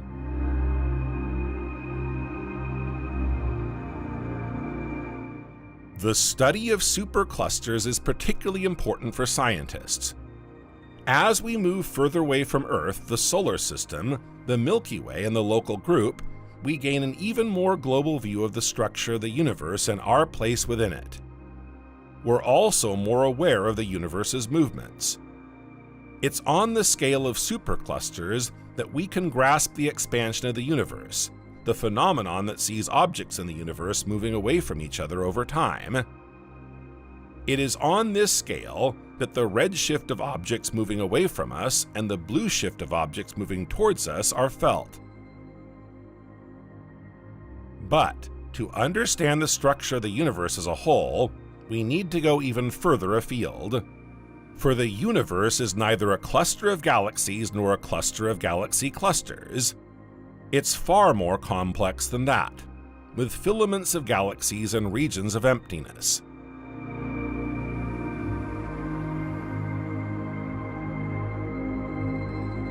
Vacuum regions are located between galactic filaments. They are referred to as relative voids because these regions are not 100% empty. In fact, there may be no such thing as an absolute vacuum in space. Vacuum regions are considered as such simply because they contain very little visible matter. These voids are just as important as galactic regions. They are essential to understanding how our universe is structured. They are the result of the same movements that drive galaxies to group together in clusters, superclusters, and filaments. The local void, for example, is adjacent to the local group. Discovered in 1987 by R. Brent Tully, it is thought to be at least 150 million light-years wide and up to 230 million light-years long. As we've seen, the notion of the void is relative. Like other voids, the local void is described as empty because this area of the sky contains fewer galaxies than predicted by current cosmological models. According to researchers, this void is constantly growing.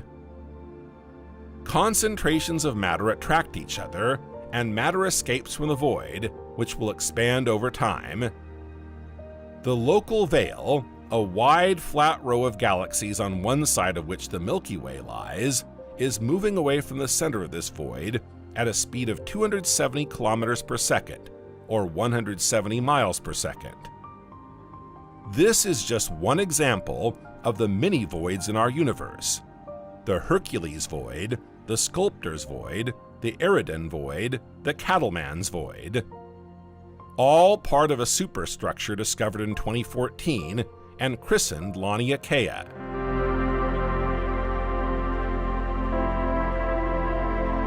Laniakea is an immense structure 520 million light-years across, yet it still represents only 1% of the observable universe. Laniakea contains 100,000 galaxies like our own, each with around 100 billion stars and 1 million dwarf galaxies. Its mass is equivalent to around 100 billion solar masses. Within this superstructure, galaxies, including our own, move at their own speed of 630 kilometers per second or 390 miles per second. Taking into account the expansion of the universe, this speed reaches 15,000 kilometers per second or 9,300 miles per second. By modeling the data collected on Laniakea, scientists have realized that the ensemble forms an immense cosmic spider's web made up of filaments and holes. This cosmic web is in perpetual motion.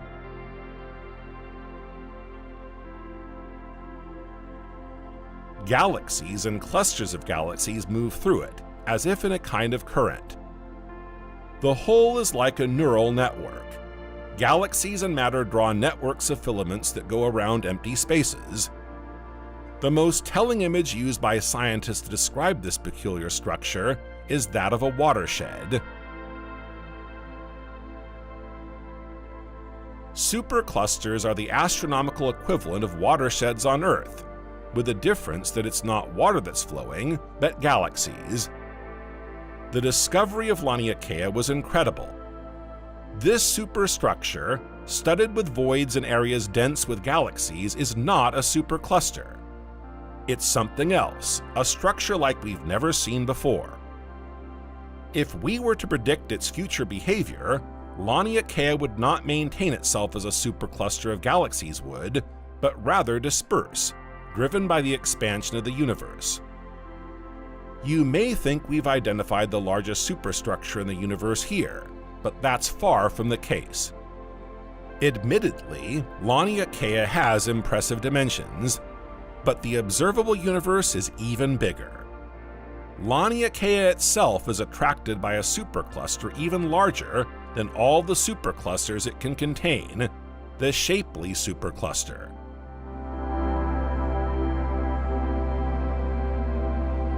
Several decades ago, we noticed that our group of galaxies and the supercluster of which it is a part were hurtling along at a speed of 610 kilometers per second, or 380 miles per second, as if carried by cosmic currents towards a very specific point in space.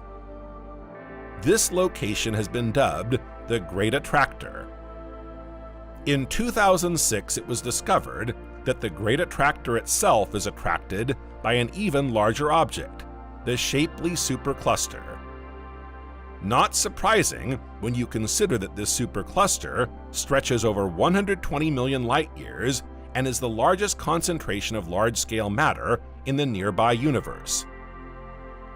This supercluster, located 650 million light-years from Earth behind the Ruler Cluster, was first observed in 1930 by American astronomer Harlow Shapley. At the time, the discovery didn't seem all that important. It wasn't until the 1980s, when the mystery of the Great Attractor began to take shape, that astronomers turned their attention to this supercluster. We then realized that the Shapley Supercluster is one of the most massive structures ever discovered in the universe. The mass of this supercluster is equivalent to more than 10,000 galaxies like our own. It contains at least 25 galaxy clusters in an area the size of the Virgo supercluster. These 25 clusters are therefore highly condensed. By way of comparison, the Virgo supercluster contains just one large galaxy cluster. For a while, it was thought that the Shapley supercluster was the Great Attractor, the magnet that pulls us and neighboring galaxies together at dizzying speed. And yet, the mass of the Shapley supercluster, although enormous, is not enough to explain such an attraction. The mystery remained. To explain it, another discovery had to be made, that of an immense void located in the opposite direction to the Great Attractor. This void acts as a repulsive dipole, pushing the local group and neighboring galaxy clusters towards the Great Attractor, itself attracted by the Shapley Supercluster. As you can see, the movements of the universe are complex. Voids and massive structures act together to create veritable cosmic currents, moving smaller structures at dizzying speeds.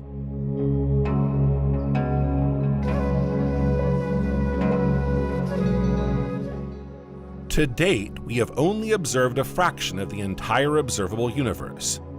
However, we assume that the rest of the universe is structured in the same way. This is known as the principle of homogeneity and isotropy. Based on Einstein's work, scientists have established two cosmological principles that govern space-time. The principle of homogeneity and isotropy concerns space. The universe is considered isotropic and homogeneous, meaning that it has no preferred direction. It's the same no matter which way you look at it. It's the same wherever you are. The second cosmological principle concerns time.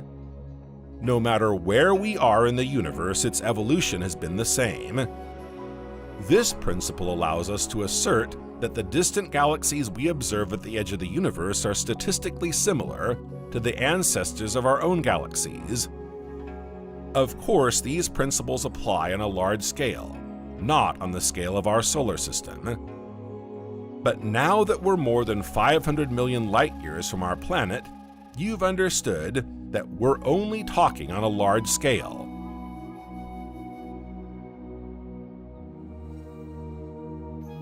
Is the universe infinite? Does it have an end?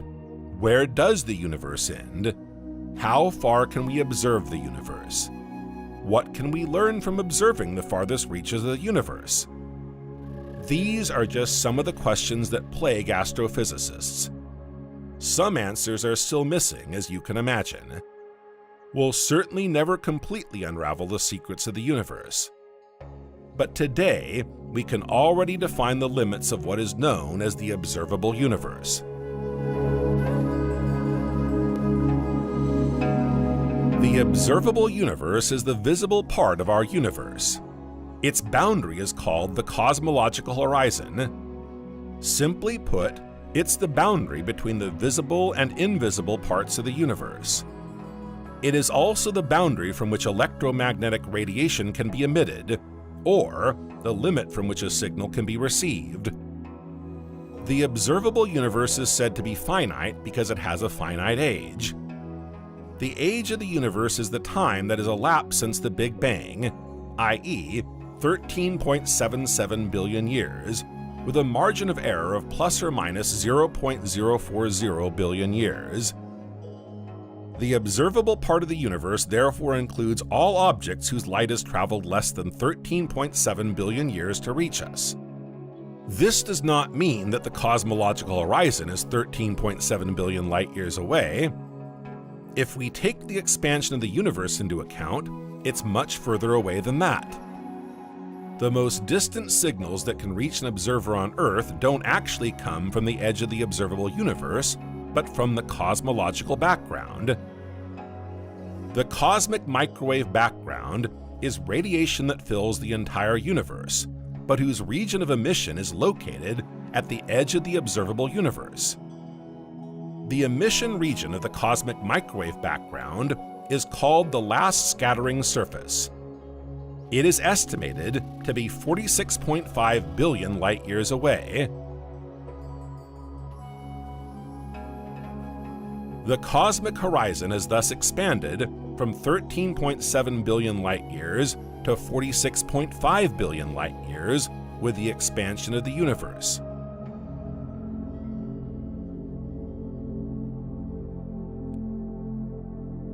If we describe the observable universe as a sphere, its radius would be 46.5 billion light-years and its diameter 93 billion light-years. At the center of this sphere is the Earth. If our planet is at the center of the observable universe, it's because observers are on Earth. The center of the observable universe is a relative notion. It simply corresponds to the location of the observer. For an observer on Proxima Centauri b, this planet is at the center of the sphere. On a small scale, the sphere would not be the same as ours, but its radius would be the same. The further back in time we go, the larger the observable universe becomes. In fact, the further away we are from the Big Bang, the more distant objects we can observe as their light finally reaches us. With each passing year, the radius of the observable universe expands by 1 light-year, and new early galaxies are revealed to us. Galaxies at the edge of the observable universe are primitive galaxies because their light has taken billions of light-years to reach us.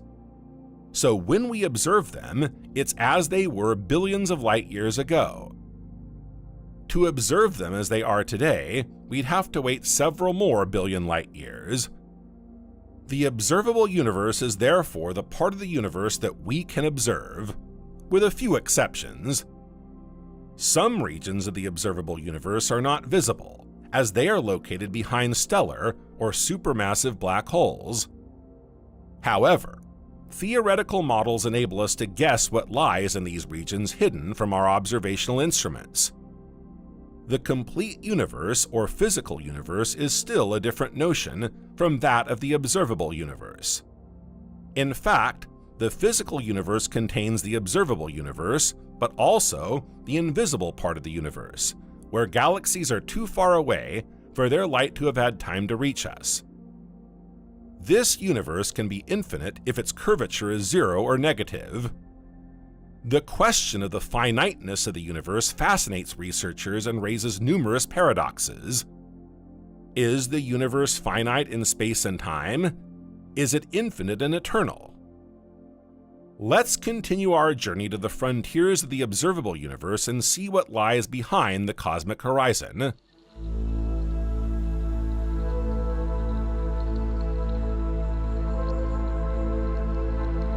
To understand where the boundaries of the universe lie, it's important to understand how the universe was formed. Observational cosmology aims to use satellite data to confirm and refine theoretical models of the universe's evolution. Today, this is what we observe: a cold universe, transparent to light, and lacunar, i.e., made up of large regions of vacuum with only a few atoms per cubic meter. In the shadow of stars like the Sun, temperatures are extremely low, never exceeding minus 270 degrees Celsius or minus 454 degrees Fahrenheit.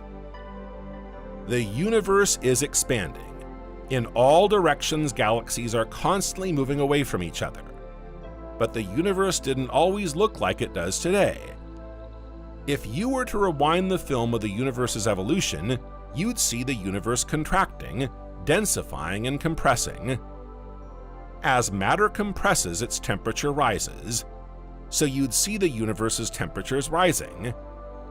When you finally trace the origins of the universe back to 13.7 billion years ago, you'd find yourself looking at a completely different universe from what it is today. A universe so dense that its temperature reached that of the Sun's surface. Today, this primitive universe is described as a homogeneous soup of atom-free photons, nuclei, and electrons. An opaque plasma through which photons cannot pass. Matter is uniformly distributed. The universe is much smaller than it is today. It is compact, dense, and hot.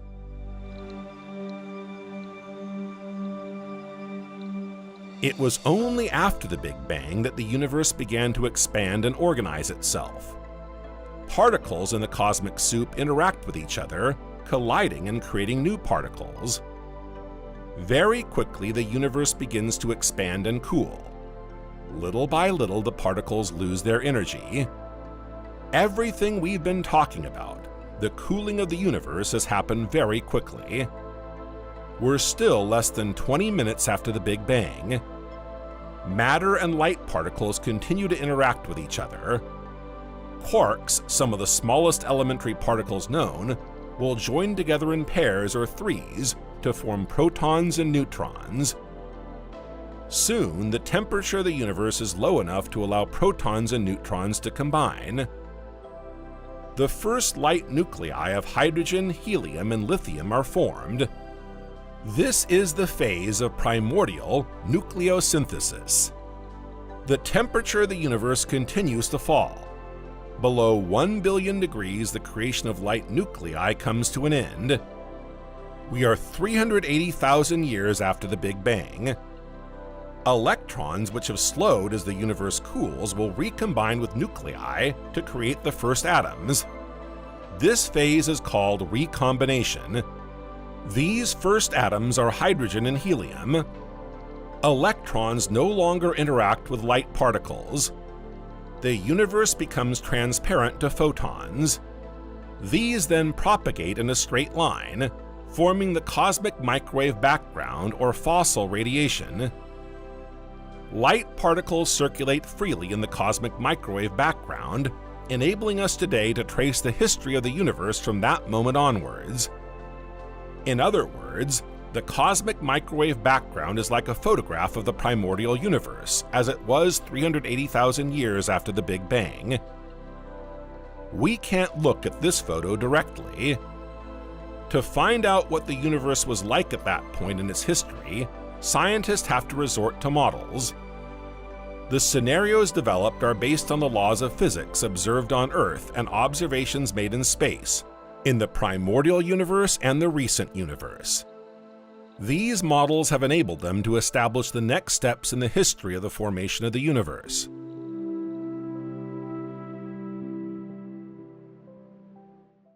It was only 100 million years after the Big Bang that the conditions were finally ripe for star formation.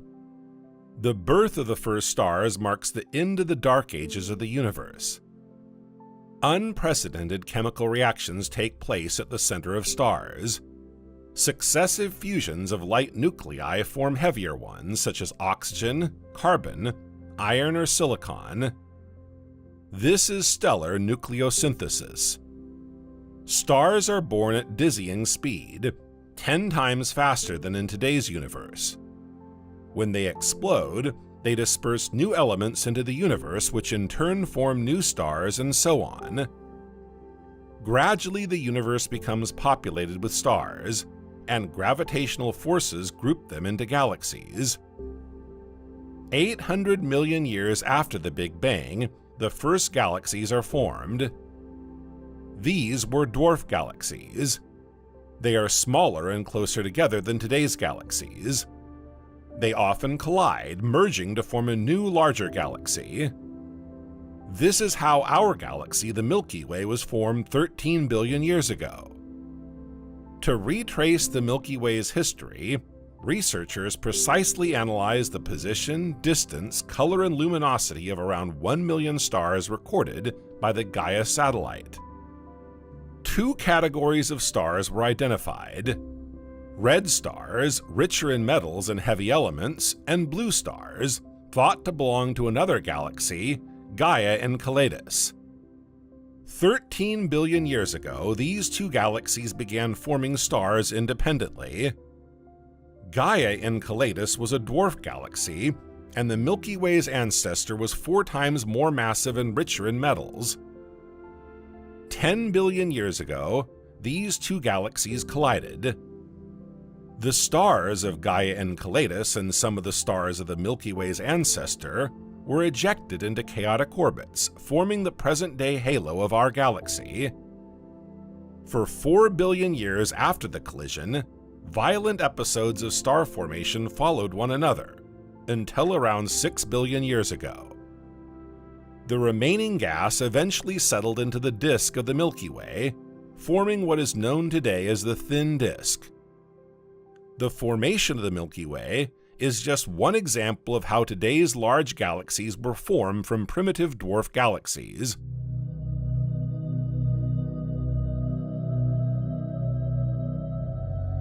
As we have seen on this journey, all the structures of the observable universe form a gigantic cosmic web, like an immense spider's web. In just a few billion years, we've gone from a dense, hot universe to a cold, patchy, mostly empty one, due to the phenomenon of the universe's expansion. The universe weaves a gigantic spider's web, populated by galaxies concentrated along filaments, at the crossroads of which lie the largest galaxy clusters. All these structures form the cosmic web. The concept of the cosmic web emerged with the beginnings of 3D mapping of the universe. It describes the observed and modeled distribution of matter.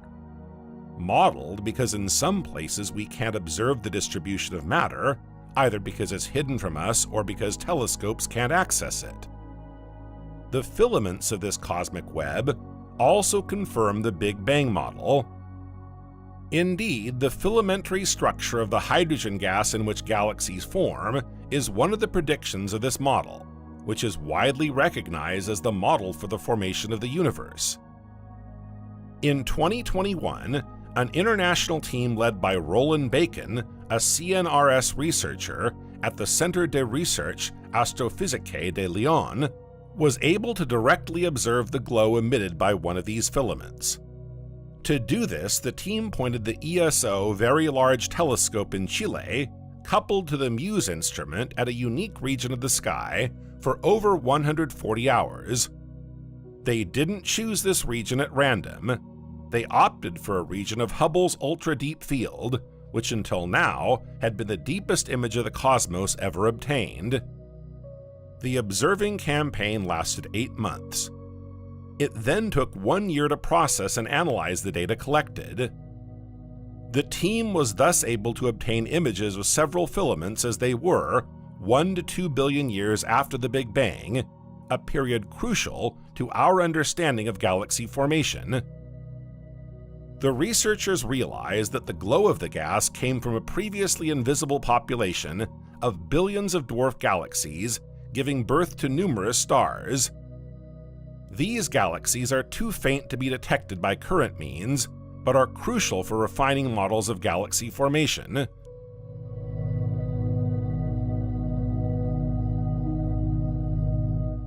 Because the study of galaxies is important for understanding how the universe works and for finally answering the questions we ask about its finiteness and limits. How galaxies form is one of the mysteries of modern cosmology. With the advent of technology, telescopes and observation instruments have become increasingly powerful. It has become possible to observe the universe over longer distances and to study the distant universe. The first study of the distant universe dates back to the 1990s. The Canada-France Redshift Survey, or CFRS, was carried out from 1992 to 1997. It made it possible to study over 1,000 distant galaxies, enlarging the volume of the known universe by a factor of 150. The light from these galaxies took several billion years to reach us. According to the cosmological principles we have seen on this journey, these distant galaxies are similar to nearby galaxies as they were several billion years ago. By studying distant galaxies, we can go back into the universe's past and study galaxy formation. To understand how our galaxies were formed, astrophysicists first analyzed images of distant galaxies reconstructed from Hubble Space Telescope observations. But that's not all. They also studied the motions that animate these distant galaxies. To do this, they used state-of-the-art telescopes such as the Very Large Telescope and instruments to dissect the light from these galaxies. Today we know a little more about the internal movements of galaxies, which has enabled us to create models of their evolution over several billion years. In this way, we have deduced that the largest galaxies were formed by collisions between several dwarf galaxies.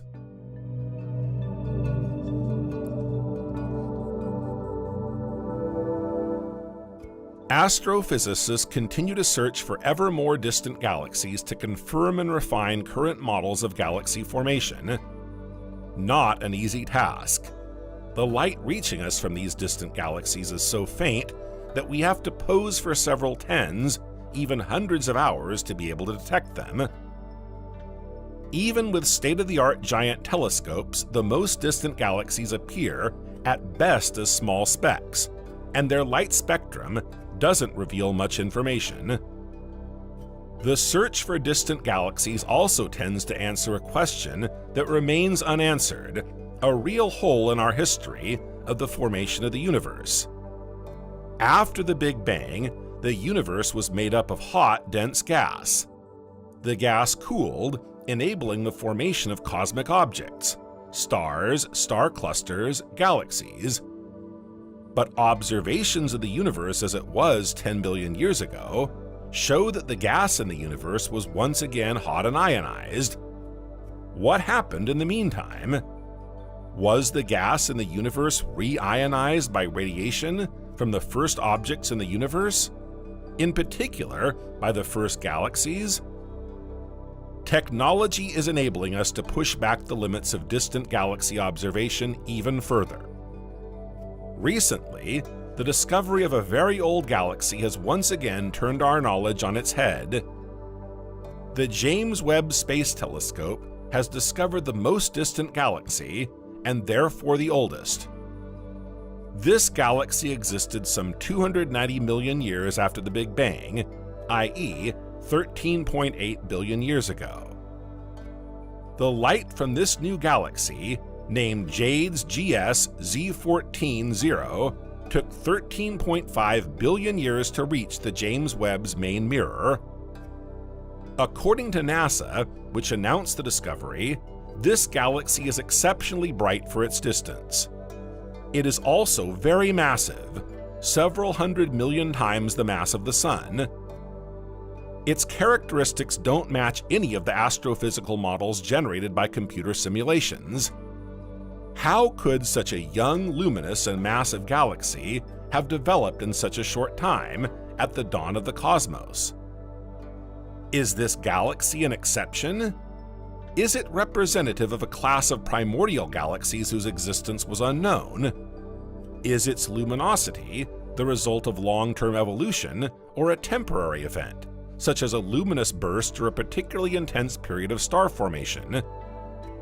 To answer these questions, we'll need to find and observe other similar galaxies.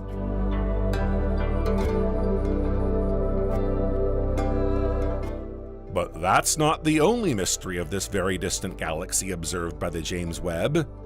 Spectroscopic observations have shown the presence of oxygen in the light of this mysterious galaxy, a complex element that normally only appears after multiple generations of stars, with the fusion of lighter elements such as hydrogen and helium. An astonishing discovery based on our models according to which there was no oxygen or any other heavy element in the matter of the primordial universe. According to the scientists, this is proof that stars much more massive than the Sun existed very early on and evolved in record time, enough to manufacture the first heavy chemical elements in their nuclear cores, then release them into space before this galaxy was formed. The galaxy was then able to capture these heavy elements, which we can observe today.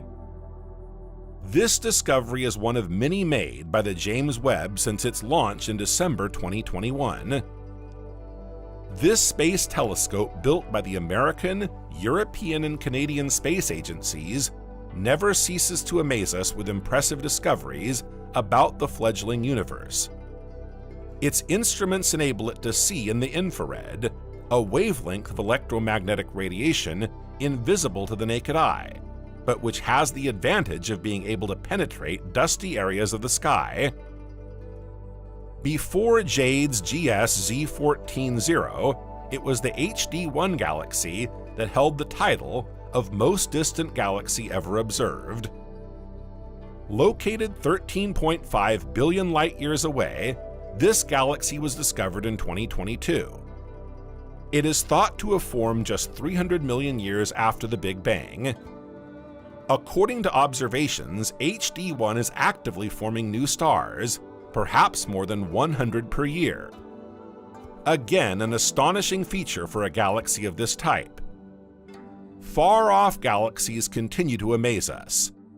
Only by observing as many ancient galaxies as possible can we better understand how they formed at the dawn of the cosmos.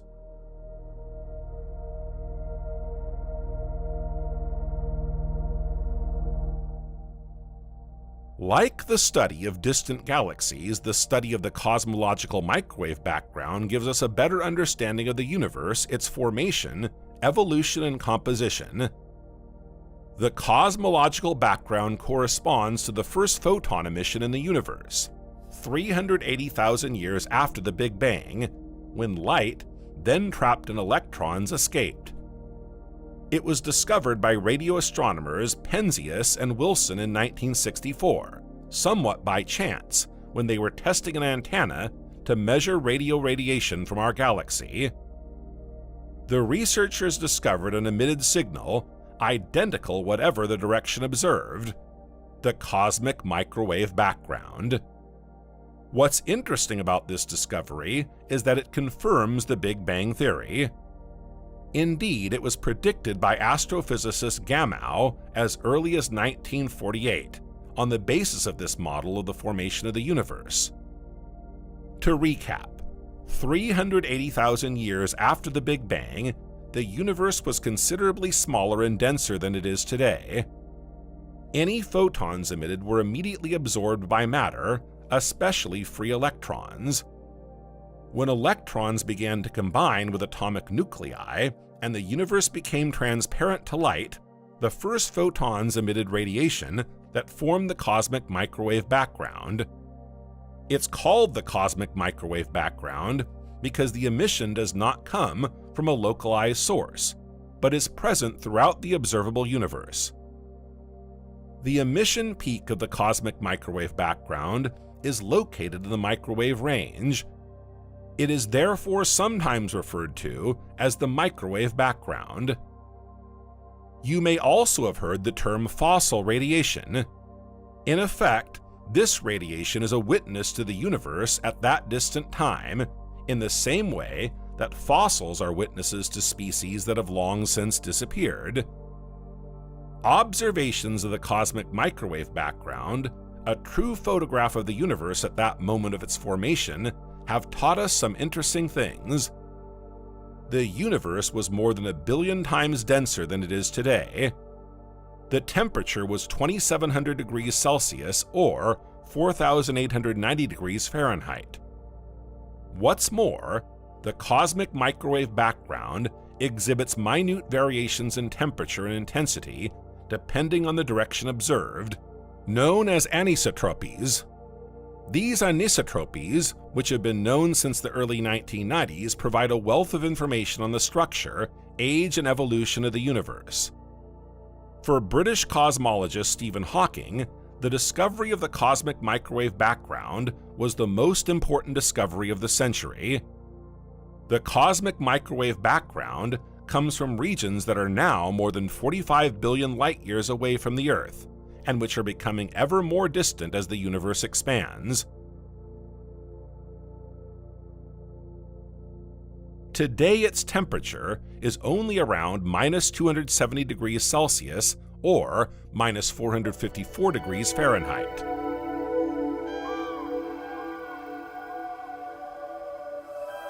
Because the cosmic microwave background is located at the edge of the observable universe, it is often regarded as the boundary that separates the observable universe from the non-visible universe.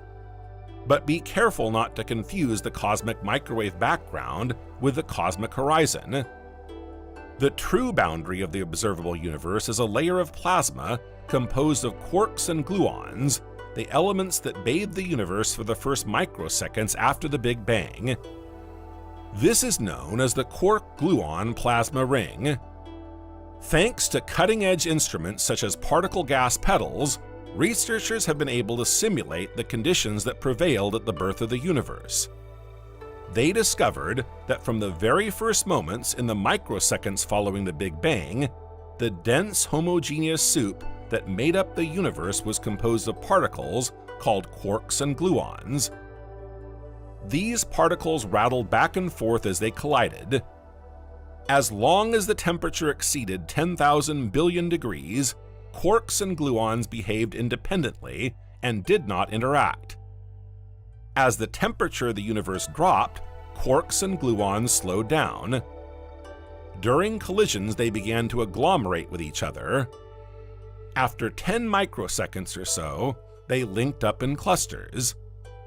This association led to the formation of the first protons, neutrons, and hadrons. This cosmic phase transition from the initial mixture of quarks and gluons to protons and neutrons is fundamental to understanding the evolution of the universe. Today's atoms are made up of protons and neutrons, which enclose quarks. These tiny elementary particles remain confined even during violent collisions between atomic nuclei. No one has ever been able to observe a lone quark, but simulations have enabled us to reconstruct this plasma of quarks and gluons. Much to scientists' surprise, this mixture does not behave like a plasma, i.e. a hot gas of charged particles. Instead, it behaves like a liquid with peculiar properties. These simulations, combined with knowledge of quantum physics, have enabled researchers to retrace what happened during the first microseconds of the universe. Quark-gluon plasma was certainly present during the first 20 to 30 microseconds after the Big Bang, an extremely short time in the history of the universe. It's possible that today this strange matter can be found in some very dense stars. However, since we can't observe it directly, this hypothesis is based on models established by scientists using particle gas pedals. The quark-gluon plasma ring lies at the final frontier of the observable universe. Beyond it, we are in the unknown.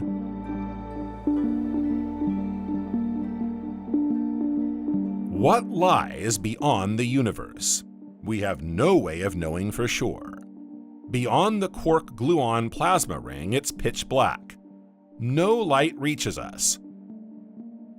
Without light, we can't analyze the light spectrum to study the chemical composition of this part of the universe. Faced with this uncertainty, there are several possible hypotheses. Either the universe is finite and has a limit, further away than the one we know, or the universe is infinite, a very delicate notion for science. It's also possible that our universe isn't the only one in existence. The multiverse theory is gaining increasing support, but is extremely complex to understand and explain. To conclude our journey, let's explore each of these hypotheses and try to understand what lies beyond the cosmological horizon.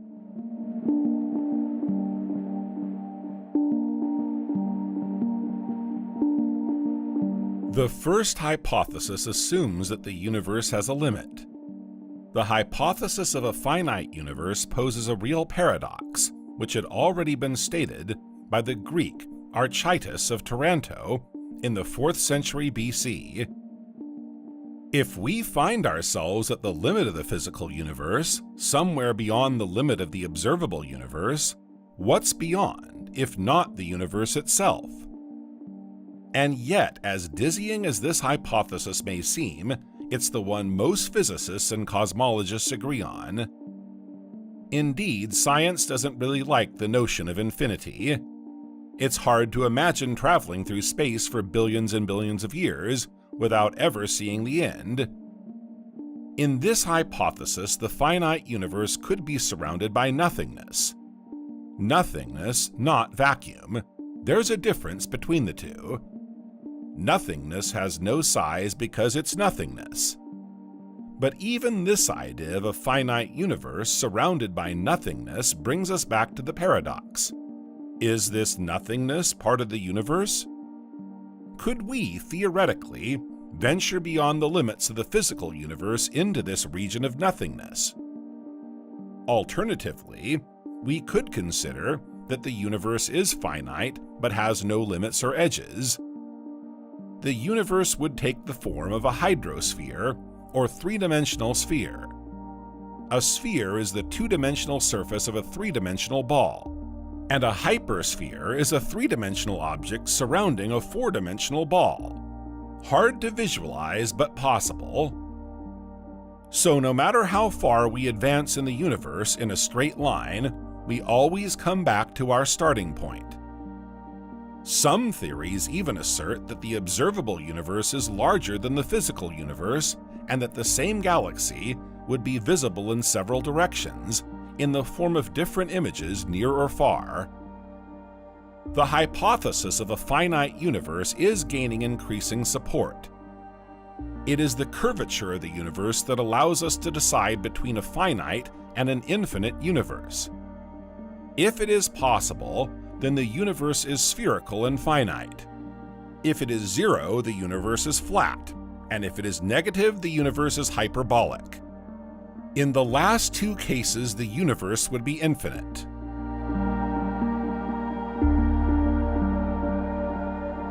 The curvature depends on the amount of matter contained in the universe. To calculate the curvature of the universe, we must also take into account the cosmological constant, which accounts for the acceleration of the universe's expansion. This information can be deduced from the study of the cosmological diffuse background, mapped with great precision by the Planck satellite in 2013.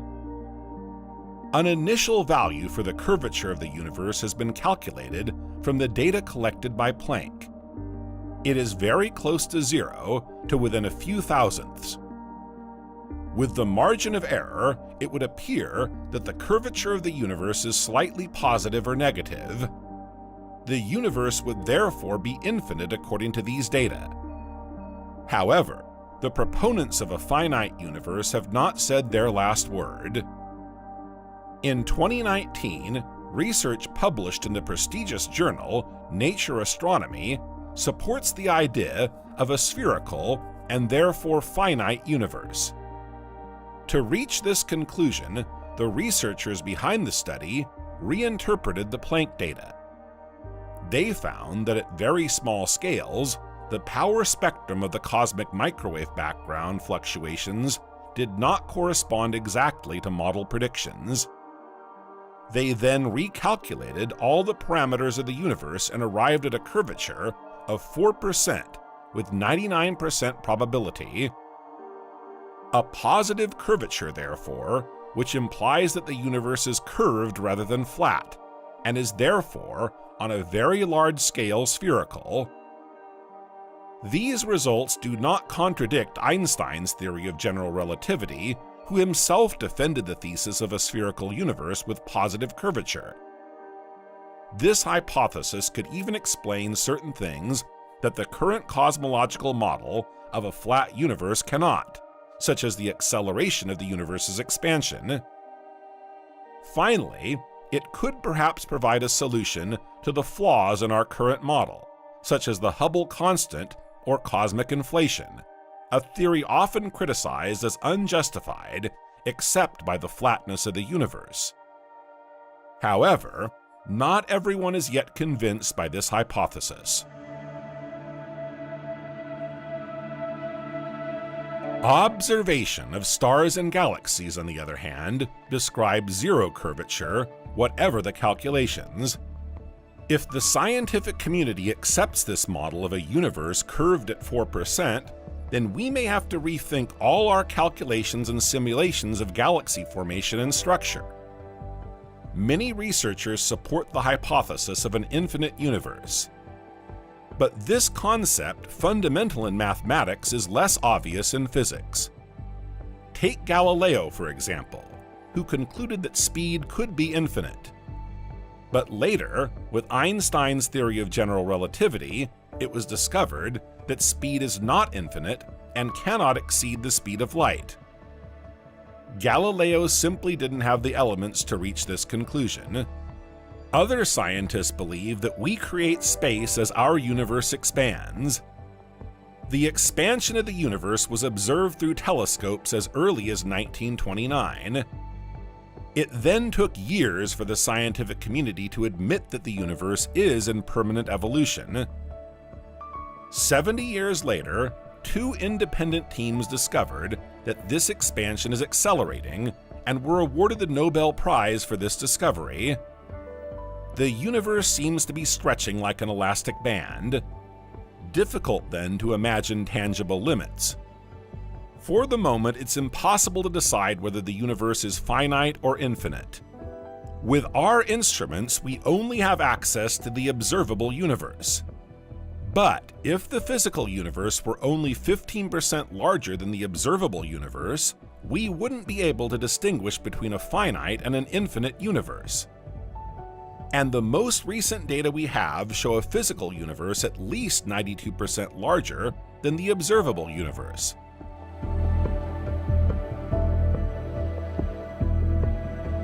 A third hypothesis emerged in the 1980s, that of multiple universes or multiverses. It could be that the universe contains other, possibly infinite universes. This idea grew out of the theory of cosmic inflation. Cosmic inflation would be a phase transition, i.e., the physical transformation from one phase to another. As for example, when water boils, tiny bubbles of steam form and eventually coalesce to form larger bubbles. The same phenomenon may have occurred in our universe. Under the effect of the cosmological constant, tiny bubbles of space-time were born and grew. When they met, they formed a larger bubble, our universe. Outside the observable universe, other bubbles may have formed in the same way, giving rise to other parallel universes. Based on string theory, which reconciles quantum physics and general relativity, researchers have estimated that there are 10 to the power of 500 possible universes. Each universe would have its own properties and physical laws. Some would be empty of matter, as it only takes a very slight variation in our cosmological constant for atoms to fail to form. It's enough to make you dizzy.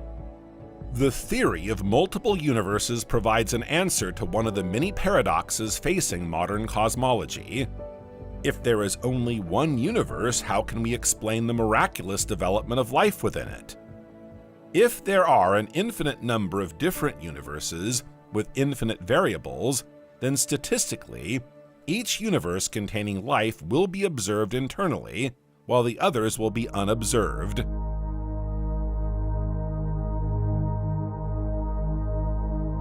The question of the limits of the universe is not a recent one. We've been discussing it for thousands of years. Back in the days of the ancient Greeks, Aristotle and Plato believed that the universe was very limited, stopping at the fixed sphere on which the stars were drawn. The atomic philosophers, on the other hand, were already pondering the paradox of the finiteness of the universe. Let's imagine that we're approaching the boundary of the universe and we throw a javelin in the direction of this boundary. The javelin will go beyond the boundary, since we all agree that it's not solid. In that case, it will still be in the universe. With Einstein, we discovered that the universe can be both finite and limitless. The most widespread hypothesis among modern physicists is that of a universe contained within itself, filled with a finite quantity of matter, on which its future depends. Recently, some research has been overturning these assumptions, such as that which proved in 2019 that the universe could be spherical rather than flat, with a curvature of 4%. Because we still don't know what lies beyond the universe, the question of its distant future remains very unclear. What will become of our universe? Will expansion continue indefinitely? Will the universe eventually dilute until it disappears altogether? If so, what will replace it? Will the universe go backwards and bounce back in a new Big Bang? Or will it collapse in what researchers call a big crunch? All these questions remain unanswered for the moment, but researchers are not giving up hope. The best way to answer them is to continue questioning and refining our models with ever more powerful instruments, so that one day we may be able to see beyond the limits of the observable universe.